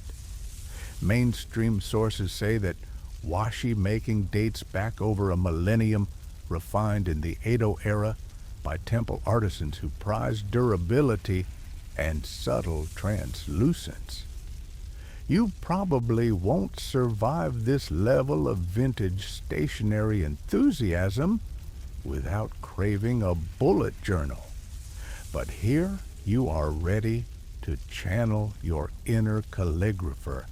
Next, the host places slender brushes, hake and feud, carved from deer hair and bamboo. Their handles are so smooth they feel like polished river stones, and you imagine sketching your grocery list with one. Fringe lore claims that some masters once insisted their brushes contain hairs from sacred temple deer, believing the animal's gentle spirits would infuse the ink with tranquility. While you doubt your shopping lists need mystical endorsement, you admit you'd pay extra for serenity on sale. The master dips a brush into an inkstone pool smeared with charred pine soot mixed with water. The sumi ink prepared earlier, its pitch-black depth a testament to centuries of Zen refinement. Historians still argue whether sumi ink was first used for poetry or Buddhist sutra copying, but either way, it's a versatile medium that binds word to paper in strokes both bold and delicate. You feel oddly scholarly just observing, despite having barely passed your high school art class. He motions to the samurai guide, who steps forward, clutching a small wooden box. containing each guest's chosen pen name haimyo inscribed on tiny tags. You peek inside to see inscriptions like Silver Moon and Whispering Pine. Romance blooms in the idea that even stoic warriors adopted poetic personas. You can't help picturing your own haimyo, maybe sleepy caffeine addict or procrastination sensei. Either begs for a t-shirt. The master bows to the guide who distributes papers and brushes to each samurai. You receive yours too as an honorary guest. Your paper's fibers itch under your palm like a friendly ghost urging you to write. He invites you all in a soft voice to compose a haiku celebrating this ritual's wabi-sabi essence, the beauty in imperfection and transience. You recall that classic haiku structure 5/7 of 5 syllables and cringe slightly realizing you never fully grasped it in English class. A hush settles, but not the oppressive kind from Section 9. This is creative silence, where breathing is a canvas and thoughts stroke the air. You pick up the brush, feeling its subtle give and attempt your first stroke. The ink glides across washi, leaving a ribbon of obsidian that fans out at its end. You interpret that as a 5-syllable line. Mist drifts through silver pines, though you suspect a strict haiku purist would call dibs on your poetic license. A light joke surfaces. Imagine publishing a best-selling haiku that ends with, "And then I ate cake." You stifle it, mindful of the tea master's gaze. Nearby, a samurai dips his brush, deliberately producing characters that dance across his paper like rhythmic koi. His first line reads, "Falling blossom sighs so elegant it makes you jealous on behalf of your own brushstroke." Fringe anecdote asserts that some elite tea schools once judged guests by their haiku skill, awarding extra charcoal embers for particularly evocative lines. You wonder if your next line, "Matte slack posture sighs," would earn you a handful of coals or an embarrassing polite clap. You settle into the cadence forehead, relaxed wrist, loose inhale, exhale, let ink guide your hand. You craft a second line of 7 syllables. Hearth's amber glow warms tired bones, counting quietly on your breath. Each character shape feels like carving space itself, an homage to Ma in ink form. Historians still argue whether the haiku's brevity was intended to mimic Zen's succinct koans or to fit into tiny scroll margins. But you're glad they didn't limit tweets to 575. For your final 5-syllable line, inspiration strikes, "Silence tastes of tea." You test your syllable counting like a dyslexic drummer and then jot the final strokes. You lean back, heart fluttering, as if you've just performed karaoke in front of a samurai audience. You probably wouldn't survive that karaoke moment, but here, your vulnerability feels safe, cocooned in communal reverence. The master now collects each paper, inspecting each haiku with a tilted head. He murmurs approval in a language you can't parse, but his nods speak volumes. He threads the completed poems onto a slender branch of plum blossom, suspending them like prayer flags above the hearth. You watch the verses flutter in the faint draft lines of ink, fanned like tiny wings. A light breeze meanders through the room, lifting one paper and letting it drift toward a warrior's sword rack. He catches it mid-air, then bows deeply, acknowledging the poem's spirit. You suspect that in some households this poem-lending ritual continued as a form of gift exchange with haiku, locked in chests as tokens of respect. Fringe lore says certain tea masters once conflated poor verse with ill omens, rejecting poems so harshly they were ceremonially burned. Talk about tough critics. You glance at the scroll from section 9. Silence is gold, and realize that words here are weighted treasures, each syllable a grain of gold in a quiet treasury. Your own haiku hangs among others now, an artifact of your shared presence. You think of how each inked line embraces impermanence. The paper will yellow, the ink may fade, yet the moment's essence lingers. As the master steps away, the guide rings the bronze bell twice, this time a gentler chime signaling the end of poetic exchange. You close your eyes, feel it the prints of brush hairs on your fingertips, and recall the scent of sumi ink mingling with matcha foam from section 6. It's a callback that knits past and present into a single tapestry of sensation.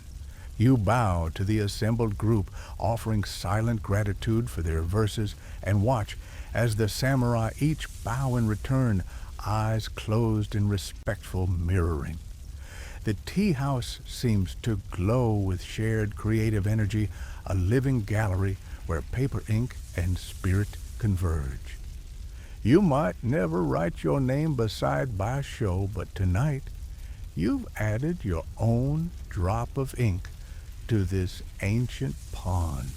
You tuck your brush into its cloth wrapper, stroking the fibers as if tucking in a newborn poem.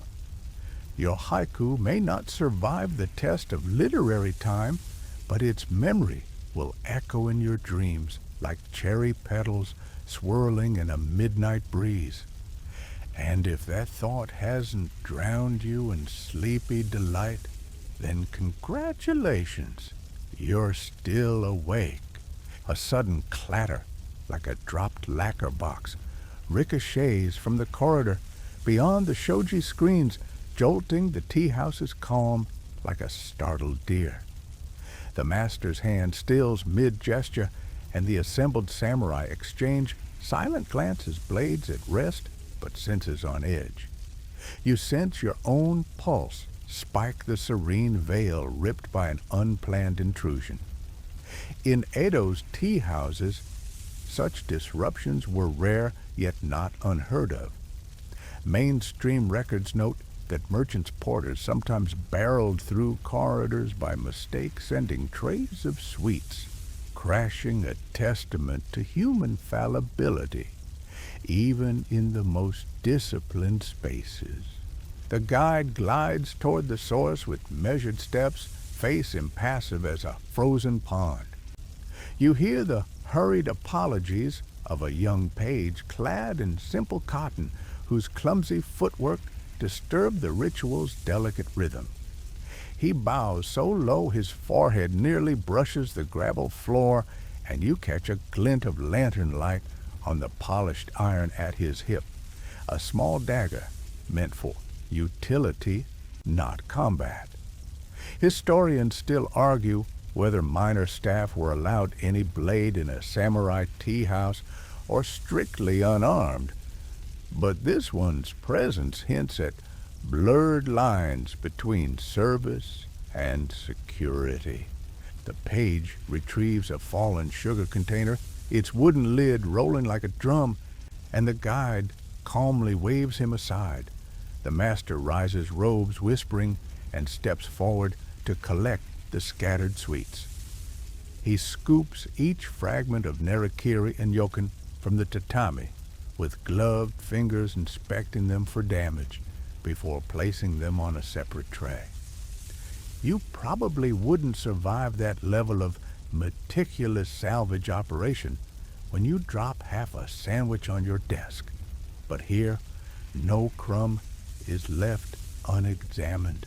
Accidents happen, the master intones softly, voice steady as a mountain stream.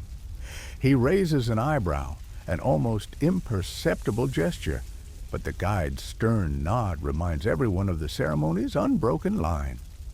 Fringe accounts claim that during some high-stakes gatherings, a dropped implement could be interpreted as a portent of betrayal prompting swift action, whether diplomatic or lethal. You shudder at the thought a clumsy page could unwittingly spark a clan feud all over spilled sweets. With grace, the master directs the page to fetch fresh confections from the kitchen, ensuring the ceremony's flow remains unbroken. The apprentice who guided you to the spring house in Section 5 slips away, returning moments later with a pristine tray of kashi. The new sweets mirror the originals: delicate narikiri petals, amber yokan, crunchy karinto, and wobbly kuzumochi. It's as if the mishap never occurred, an act of near-magical restoration that underscores the ritual's resilience. You notice how the samurai sit motionless, swords untouched, as if they sit at a grand chessboard where even a spilled pawn is managed without haste. You realize this ceremony is more than tea. It's a lesson in equanimity under pressure. A light joke drifts through your mind. Imagine your team's reaction if the CEO's latte spilled on the quarterly report critical data everywhere. But here spilled sugar is no crisis. It's an opportunity to demonstrate mastery of calm. As the fresh tray arrives, the master bows slightly to the host's seat, the original placement for sweets and motions for him to resume tasting. The page kneels, presenting the new tray with a timid bow, sweat beading at his temples in the lantern's warm glow. You feel sympathy. One wrong step, and centuries of ceremony hang in the balance. But witnessing his redemption arc, from clumsy intrusion to dutiful service, feels oddly uplifting, a real-life narrative arc unfolding before you. The first samurai accepts a piece of narikiri and inspects it as though appraising art at a gallery. He nods once, approving the confection's shape and texture, then bites delicately. You catch the faint snap of teeth against sugar, followed by a soft exhale of savoring pleasure. It's a reminder that even warriors trained for battle delight in sweetness, a humanizing glimpse beneath armor plates. Then the guide resumes the ceremony's cadence, a single bell toll, the master raising the kettle's lid and the dark steam curling upward. The matcha bowls are brought forth again, and for a moment you wonder whether the interruption fractured the ritual's spell. Yet, as the tea master resumes his whisking, the frothy foam returns with seamless grace. You exhale, realizing the ceremony's power lies in its adaptability, not just in perfection. A distant footstep echoes the page, returning to his duties, carrying a stack of unused tea cloths to replace any stained by the sweet's mishap. You admire the layered attention, from the smallest silk fukusa to the grand arc of folding scrolls. Even an accident is woven into the ritual's tapestry, acknowledged, rectified, and then absorbed into the day's story. You look around, the samurai's faces are composed, respectful, unhurried. In that silence, you detect a subtle lesson. True mastery isn't flawless performance, but the capacity to recover without losing poise. You replay in your mind your own minor missteps, spilled coffee, forgotten deadlines, and wonder how different your life might be if handled with this level of equanimity. The master pours fresh tea, ladling water with a fluid choreographed motion. He nudges the kettle's embers to life, then lowers his gaze, and the chasen begins its gentle tsk-tsk against the chawan. You follow its progress, noting how the new bowl of matcha bears a perfect foam crown undisturbed by earlier chaos. The ceremonial script moves forward as if it anticipated this detour. When the bowls reach the guests, a quiet joy flickers in the elder samurai's eyes, his first sip accompanied by a soft exhalation of contentment. The interruption fades into the background, becoming just another nuance in the ceremony's living narrative. Fringe storytellers suggest that later, this very tea house hosted clandestine meetings where spilled tea signaled hidden alliances, a tradition lost to time. You smile at the dramatic irony. A spilled sweet once bore ominous meaning, and now a spilled sweet taught a lesson in grace. As the final bowl is served and returned, the master offers a tranquil nod. You rise on knees coated in humility, folding your hands in a closing bow. The guide steps forward to collect utensils, cloths, scoops, whisks, folding each item with renewed reverence as though the interruption never occurred. The tatami, dusted of stray sugar crystals, seems to hold its breath once more. You stand, legs slightly wobbly from kneeling, and feel a profound calm. The page's earlier mistake, far from marring the ritual, has enriched it, reminding you that life's disruptions can be woven into moments of mindfulness.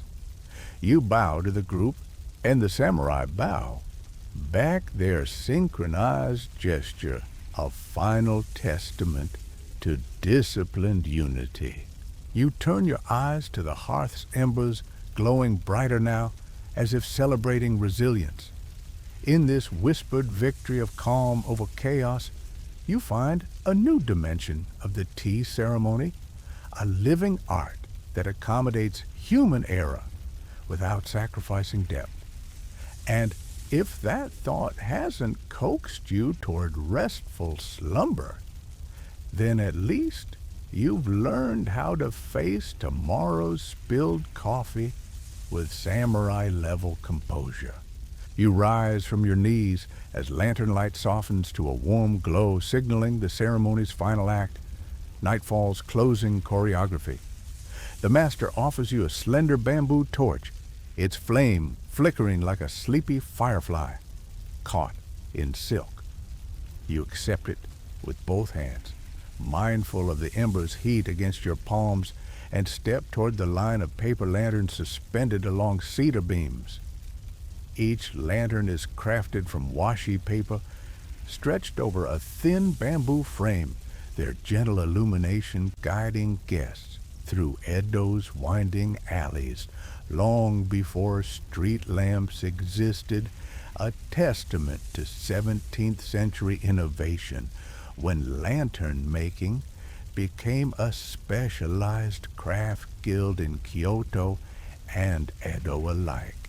You light the first lantern with a careful touch, letting the flame kiss the paper interior. It hisses softly, sending a tiny plume of smoke skyward before settling into a steady burn. The lantern's color, muted ivory, melds with the twilight sky, resembling a pale moon that's just too eager to hang out indoors. You probably wouldn't survive handling a spark this close to cardboard without singeing your eyebrows. But here you are, feeling like a nocturnal conductor, orchestrating a symphony of light and shadow. Next, you scan the room for the second lantern and find it dangling above the alcove, where the scroll from Section 9 proclaims Chen Mo Hajin silence is gold. You light that one too, and notice how the characters glow softly, as if the scroll itself inhales the warm brightness. You recall dipping the brush in sumi ink in Section 10, and suddenly the interplay of light and text feels like a living poem, words and illumination dancing together. French folklore claims that some tea schools installed reflective mica dust behind lanterns to produce a starry effect at dusk, convincing guests they were sipping tea under the Milky Way. You'd pay good yen for that Instagram-worthy sky, though your social media status probably couldn't survive even one sparkly selfie. Moving methodically, you dim each lantern in turn by lowering its wick closer to the charcoal reservoir, coaxing the flame into a barely perceptible flicker. The room's brightness recedes until the embers in the hearth and the torches you carry are the sole guardians of warmth. Historians still argue whether the staged dimming was intended primarily as a symbol of impermanence, reflecting Buddhist memento mori teachings, or simply a practical measure to conserve costly oil. But the effect is nothing short of magical. With lantern light waning, you glance toward the polished sword rack where samurai armor once gleamed. They've long since sheathed their blades and withdrawn to wait by the entrance, but their silhouettes remain statuesque in the half-darkness. You wonder if they'll tuck those swords under their kimonos for the walk home, or if any of them ever swapped armor for pajamas like you've done. You stifle a grin at the thought of a samurai sleepwalking in full regalia, and promptly apologize to history for the mental image. A light joke flickers across your mind. Modern security guards could learn a thing or two: less spotlight, more ambient glow, more sleep invites, fewer blaring alarms. Next you kneel to sweep the tatami mats. You curl your fingers around the edge of a finely woven broom made of rush grass bound to a slender bamboo handle. As you pull the broom toward you, the soft bristles whisper against the mat's fibers, gathering dust motes and stray tea leaves into neat piles. The tatami's tightly woven igusa grass releases a faint, earthy scent with each sweep reminiscent of morning dew on rice paddies.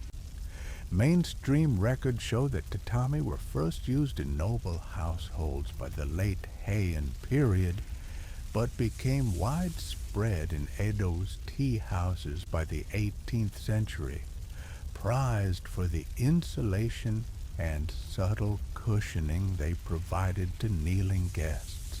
You sweep slowly and deliberately, mirroring the master's care in Section 2 when he polished utensils.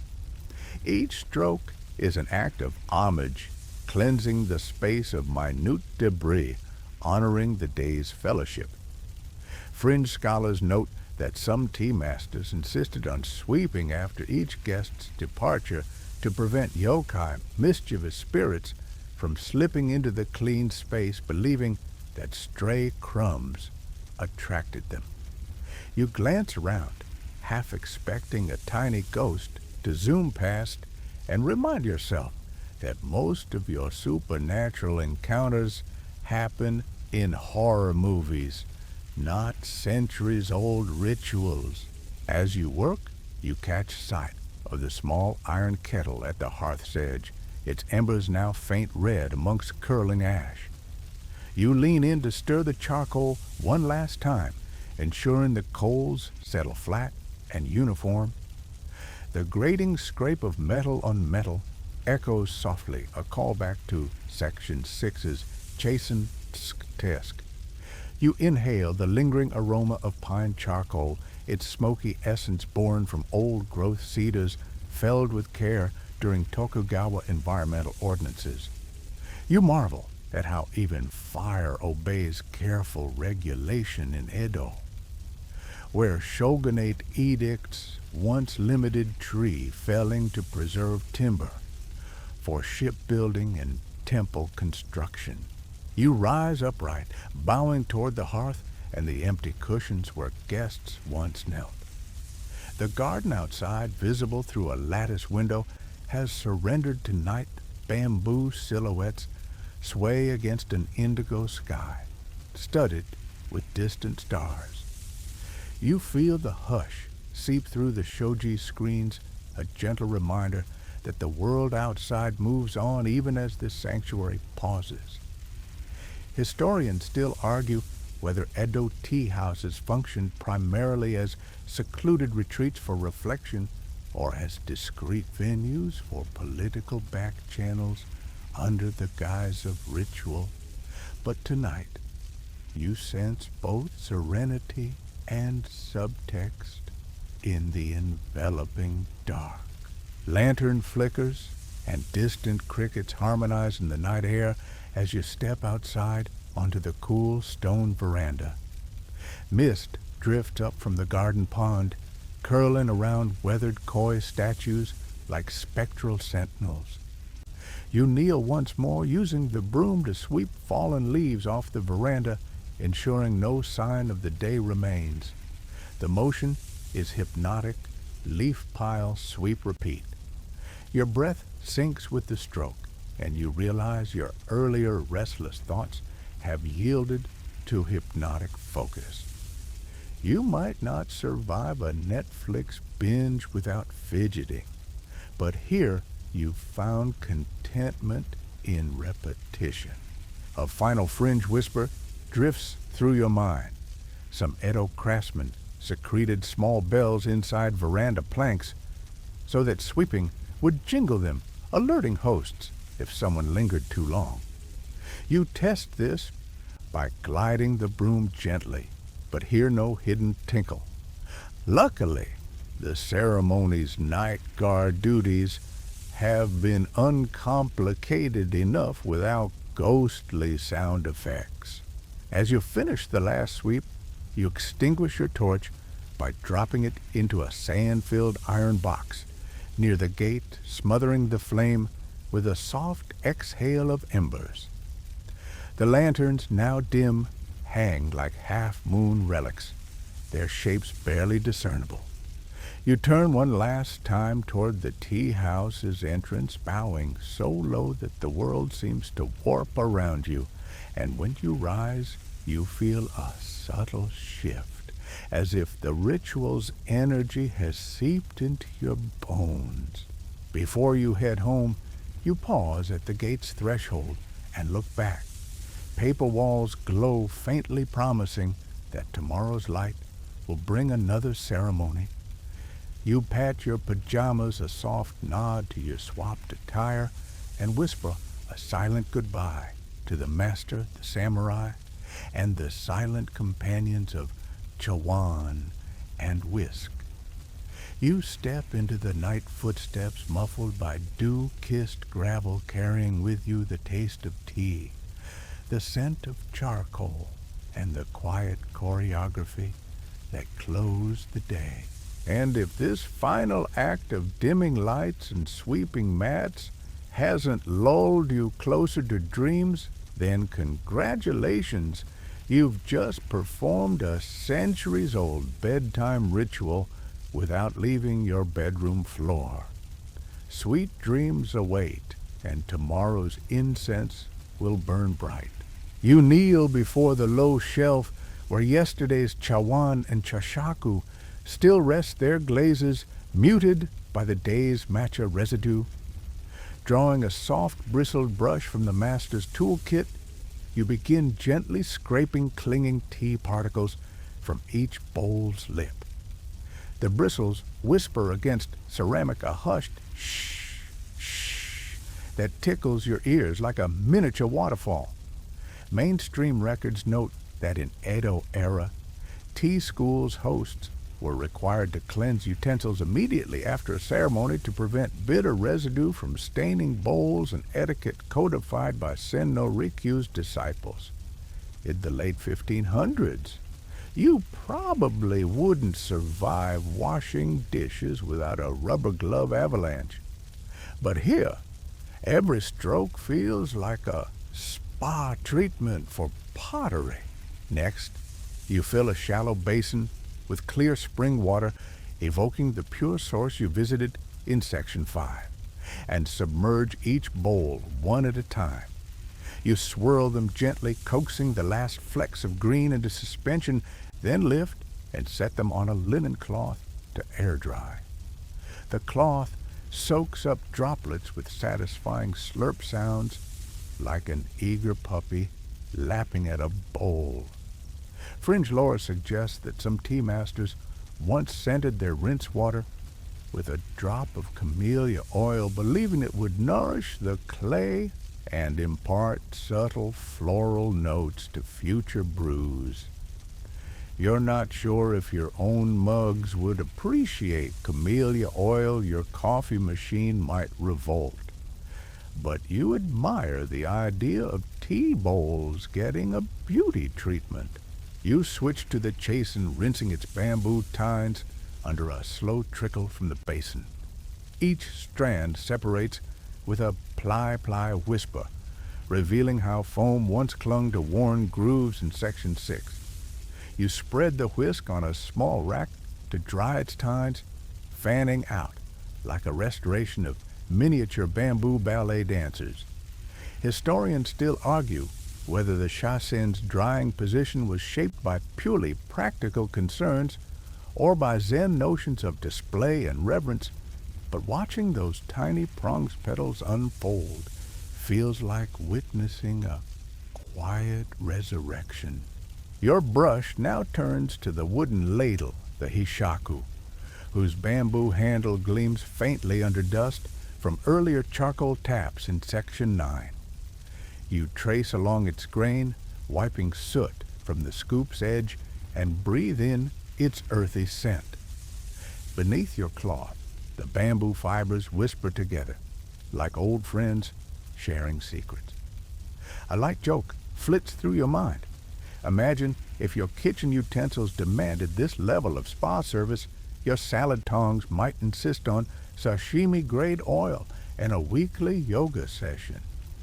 But here, each tool is honored as a silent companion in the ritual deserving of its own moment of reverence. With utensils tidied, you slide on gloves and approach the hearth. The square hearth pit is rimmed with fine volcanic ash sand simidate arranged in concentric lines to distribute heat evenly. Using a small rake, you draw parallel furrows through the sand, redistributing embers and uncovering hidden coals. The sand crackles softly as hot fragments emerge, a miniature thunderstorm under your fingertips. Mainstream etiquette manuals from the 18th century advise resanding the hearth after each ceremony to ensure the next fire lights evenly, a practice still observed in traditional tea schools today. You probably wouldn't survive a beach visit without getting sand in awkward places, but here every grain feels instrumental. You pause to admire the hearth's transformation, a uniform field of gray sand, smooth as silk sheets.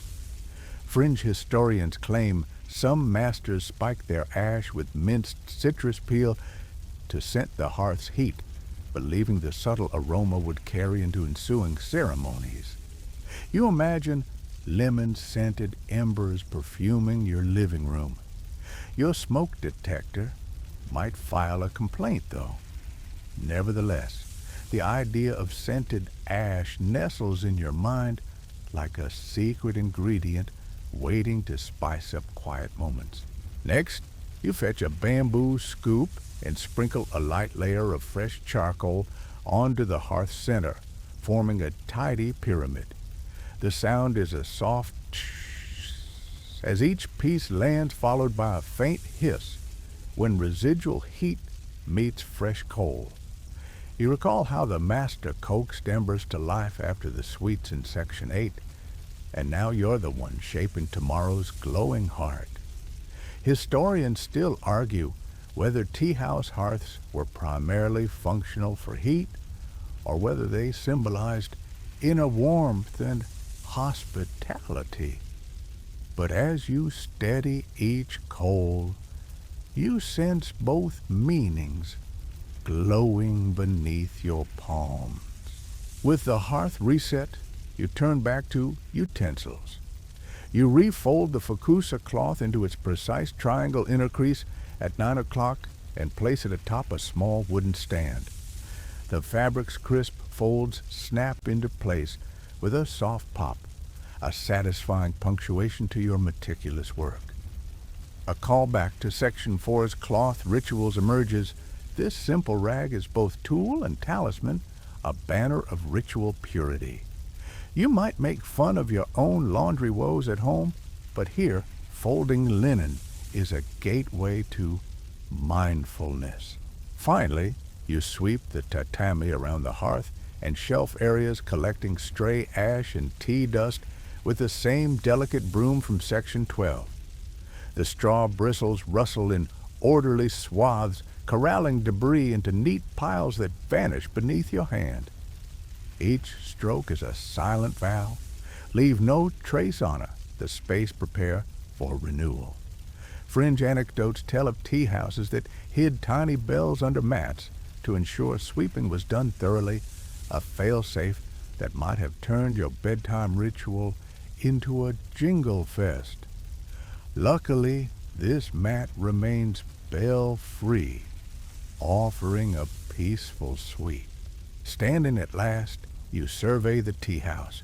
Bowls gleam, utensils stand ready, hearth sand ripples smoothly, lanterns hang patiently awaiting tomorrow's flame. The room hums with potential. You exhale, releasing the tension you didn't know you carried, and feel the calm settle deeper than any cup of matcha could reach. A light joke drifts by. Imagine if your workspace was this orderly. Every morning, your to-do list might just do itself. You bow to the empty alcove, a silent farewell to the day's intimate guests and to the master's unseen guidance.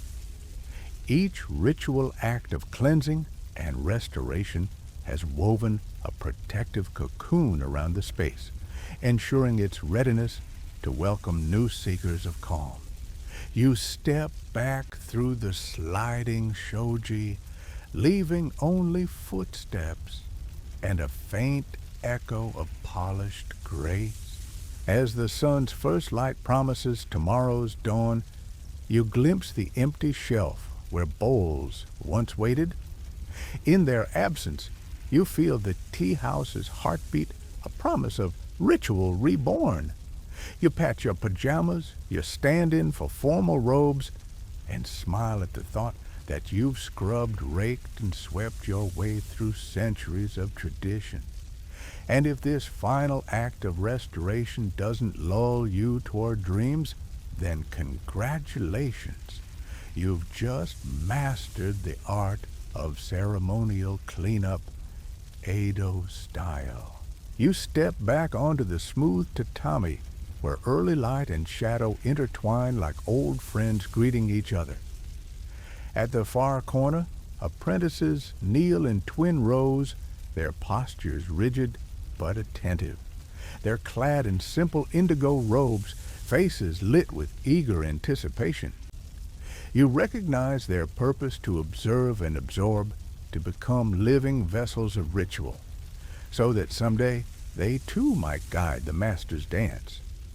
Mainstream accounts record that apprenticeship in tea schools could last decades, a testament to the ceremony's depth and the value placed on embodied knowledge, far beyond any modern internship. Stints you've endured, trust me. The master emerges, moving between the lines like a silent tide, his presence both reassuring and exacting. He stops before each novice, pausing just long enough for them to feel the weight of his gaze. You recall the meticulous care he applied to utensils in Section 2 and Section 4. Now he applies that same scrutiny to each apprentice's demeanor. Historians still argue whether such scrutiny was rooted in samurai-style discipline or in Zen mindfulness training. But from where you kneel, it feels like both a crucible forging character. An apprentice at the front bows so precisely that his forehead nearly touches the floor. The master nods, once approving the angle, before shifting to the next student. You notice subtle cues. The apprentice's breaths synchronize with his steps, inhaling as he lifts a foot, exhaling as he sets it down. They mirror his silent cadence, as if breathing together in a single shared lung. Fringe lore claims that a select few masters trained students to anticipate his every move, achieving near telepathic harmony during ceremonies. You might not survive that level of synchronous living, but you're impressed by the thought of a human chain moving as one. The master stops before the youngest apprentice, a girl whose bangs fall just above her brows and whose hands tremble slightly. He extends a bamboo whisk toward her, an unspoken invitation to demonstrate her whisking form. You lean forward, remembering your own jittery attempts in Section 6, and wonder how you'd fare under his steady gaze. The girl takes the whisk with both hands, her posture correct but vulnerable. She dips it into a bowl of water, then begins the familiar M and W strokes. The tsk is soft, measured, though slightly hesitant at first, like a fledgling bird's wing beats. The master watches silent as stone, then inclines his head and offers no critique, an ultimate compliment, suggesting that correction isn't needed. The girl's cheeks flush, and you notice a flicker of pride in her eyes. You feel a surge of warmth.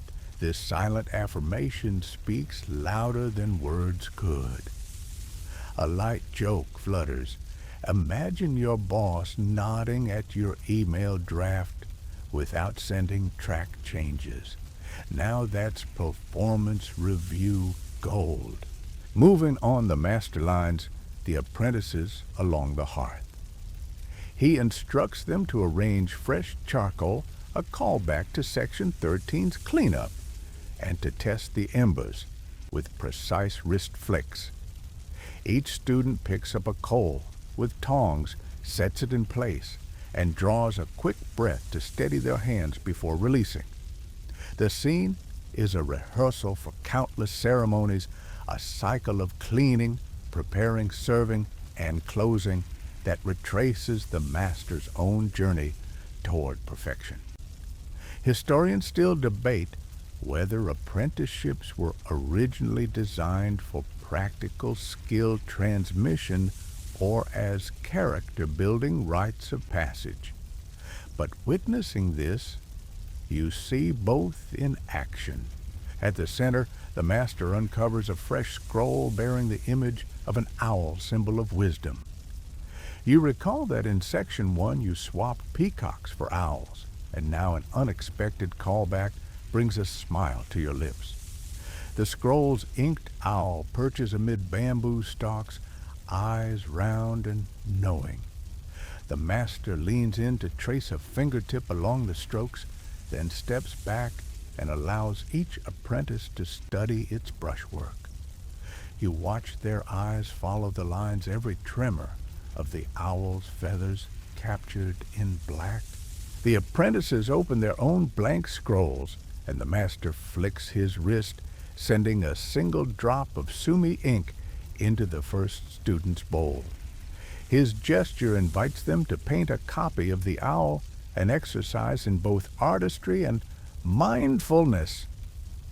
You suspect this practice was once used to gatekeep entry into tea schools. Only those who could mirror the master's brush did so with grace enough to learn further. Fringe tales whisper that student failures were ceremonially set adrift down nearby rivers as rejections of imperfection, though you doubt any actual scrolls met watery graves. You shift noticing how the apprentice's brushes move in unison at first, then diverge as individual styles assert themselves. One young man captures the owl's round eyes, but misses the delicate bow. Beneath his work feels earnest, yet raw. Another renders the bamboo stems thicker than the original, his strokes bold but unrefined. You lean closer to a girl whose lines dance lightly, capturing the owl's quizzical tilt almost perfectly. Each attempt is a testament to centuries of transmission, the ritual's DNA encoded in brush and paper. The master walks among them, pausing before each scroll. He touches one with a gentle fingertip, smoothing a stray smudge. You flinch. Would your touch screen survive such direct interaction? Then he steps back, offers a nod or a silent word of encouragement that only the student hears. It's intimate mentorship, a communion of souls over ink and intent. As the exercise ends, the apprentices neatly roll their scrolls, tie them with twine, and present them before the master. He receives each in turn, inspecting the folds and dots as carefully as the washi in section 10.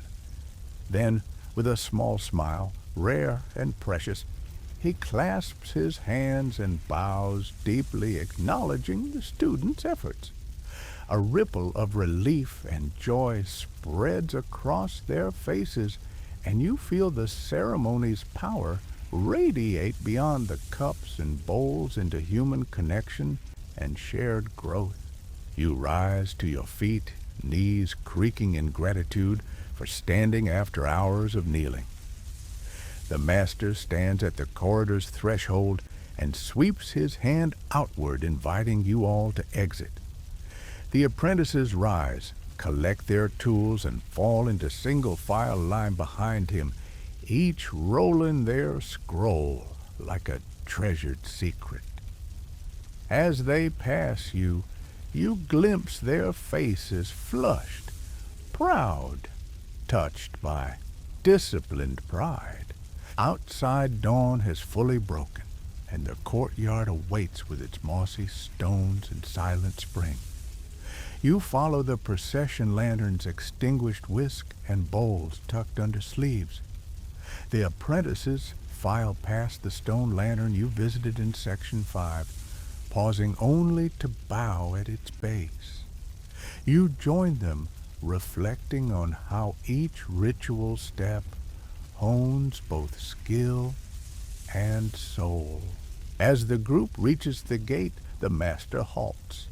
He turns his robes, catching the morning breeze, and bows one final time to the apprentices, to you, to the tea house itself.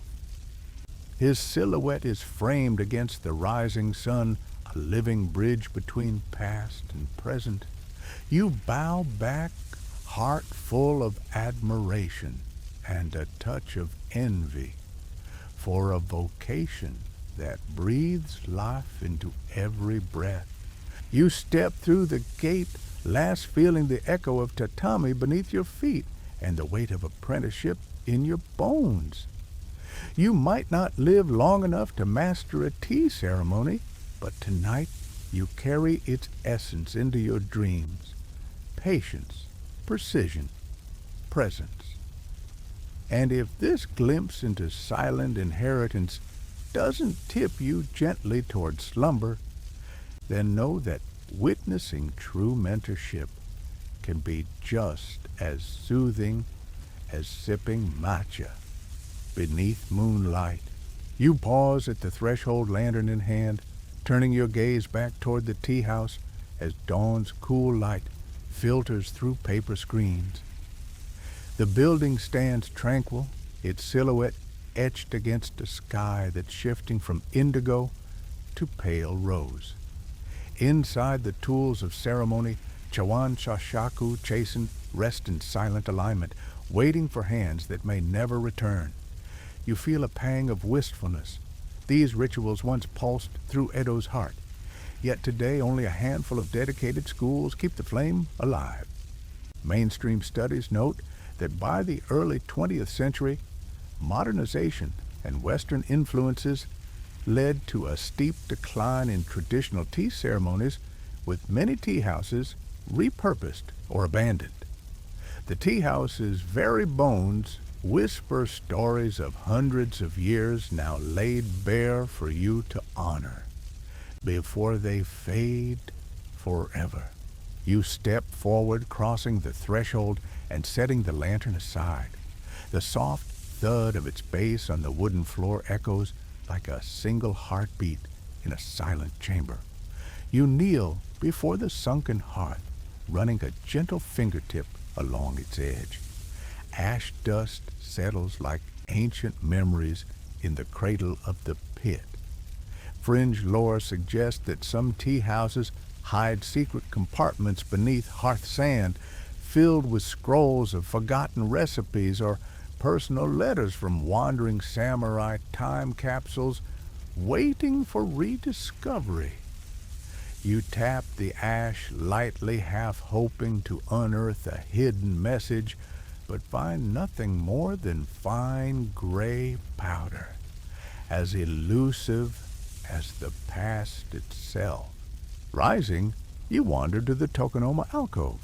The scroll is gone, only a faint discoloration on the wood where ink once met grain. You recall the owl and the calligraphy from section 10, the way its inked wings seem to pulse with life. You press your palm against the empty space, imagining the brush's kiss on washi paper. Historians still argue whether such alcove scrolls were intended solely for aesthetic contemplation or served as coded symbols for political factions meeting in disguise. Either possibility enlivens your imagination. Was this tea house ever a silent stage for clandestine alliances? The scroll, an unspoken invitation to power brokers. Stepping further, you approach the low shelf where novices once stored their tools. Now, only a single whisk remains its tines, slightly splayed as if in a final bow. You pick it up, cradling it gently. Its bamboo handle feels cool against your palm, its prongs whispering echoes of every gentle stir from centuries past. You remember your own attempts in Section 6 and Section 14, messy M's and W's transformed into near-perfect foam under the master's gaze. You cradle the whisk, close sensing its spirit, a fragment of living tradition. You continue to the doorway leading to the gravel courtyard. The garden beyond is overgrown. Moss spills over stepping stones, and a stray bamboo shoot thrusts through weathered gate slats. You kneel and brush debris from the largest stone, recalling in Section 5 how you first knelt before the sacred spring. Now, without apprentices or masters, the once ritual path feels lonely. Fringe scholars claim that some tea house grounds included hidden statues of protective kami-spirit guardians awaiting rediscovery by earnest visitors. You shuffle your feet, half expecting to glimpse a tiny stone fox peeking through moss. But only dragonflies flit across oak leaves in the morning light. You rise and walk to the garden's far wall, where a small inscription carved into stone reads the tea house's name, Seiryu and the Clear Stream Hermitage. The characters are eroded, softened by decades of rain and sun. You trace each channel of carved stone with a finger willing the letters to speak their story. In Section 1, you felt that mist-bound mystery. Here, you taste the bitter sweetness of impermanence. Callbacks swirl in your mind, the echoing bell from Section 9, the flicker of lanterns in Section 12, the apprentice's brave brushwork in Section 14, all weaving together into a tapestry of memory and loss. Stepping back inside, you notice a single tea leaf left behind on the tatami, its vibrant green at odds with the room's hushed patina. You pick it up, holding it between thumb and forefinger. The leaf quivers slightly, as though imbued with lingering energy. You remember the sacred spring's water in Section 5 and the precise measurements from Section 4. This leaf was once part of the master's matcha ground to powder, whisked into foam. You smell it, vegetal, faintly sweet, a fragrance more alive than the tea house itself seems now. You wander to the sliding doors where the first page knelt in Section 11. Now dust lines the grooves where sandals once clattered too loudly. You slide the door open and step into the corridor, pausing to glance back. Light pours in, illuminating motes that dance like tiny spirits. You realize that each beam of dawn carries both promise and lost promise of future rituals in distant schools. Loss of ceremonies echoing here no more. Finally, you stand at the tea house's exit, heart full of reverence. You bow deeply to the space, to the tools, to the countless hands that perform this dance of elegance. You bow so long that your forehead nearly kisses the worn threshold. You rise slowly, carrying the whisk and the tea leaf as offerings to memory. You glance back one last time. Seiryu-un stands silent, ready for whatever comes next, whether restoration or quiet decay. You step outside into the garden, lantern in hand once more, and feel the morning breeze brush across your cheeks like a gentle reminder. Traditions endure only as long as someone remembers. You might not survive centuries of change, but tonight you've become custodian of a fading legacy, an intimate echo of etiquette, artistry, and human connection. And if this reflection on impermanence hasn't wrapped you in a gentle drowse, then at least you've tasted the bittersweet calm of honoring what was and what might never be again. You sink onto a smooth stone by the garden pond, its surface still from last night's moonlit dance. The koi statues peer solemnly, guardians of silence now at rest. You cradle the bamboo whisk in one hand, the single tea leaf in the other, their textures vivid against the soft hum of morning. Slowly, you place the whisk beside the pond's edge, letting its prongs dip into the cool water, an echo of every whisking motion from Section 6 now lapping quietly in reflection. The tea leaf you press to your eyelids for a moment, feeling its crisp edges gently brush your skin, a delicate reminder of life's fleeting beauty. In this waning moment, the world seems to exhale with you. The garden's damp earth scent mingles with distant bird song, and you let each breath lengthen, softening your thoughts. No more pages will shuffle in hushed halls. No more apprentices will kneel to study brush strokes, yet this stillness carries them all forward.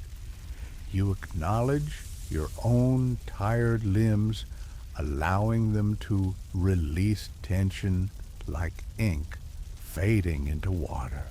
The boundary between ritual and rest blurs as you lean back, gazing upward through the bamboo canopy. You see branches swaying with intent, leaves whispering gentle farewells. Here, in the hush before the next sunrise, tradition and nature converge into a lullaby. You close your eyes and let the cadence of your heartbeat align with the pond's quiet pulse, a steady rhythm guiding you toward slumber. Carry this calm within you, the measured bow, the flicker of lanterns, the echo of the bronze bell, and the whisper of washy scrolls. Let each memory become a brushstroke, painting your dreams with serenity. The world may spin on, but here you rest cradled by centuries of care and contemplation. Sweet dreams await gentle traveler. Now drift into the hush you've helped preserve. End of script. Sweet dreams.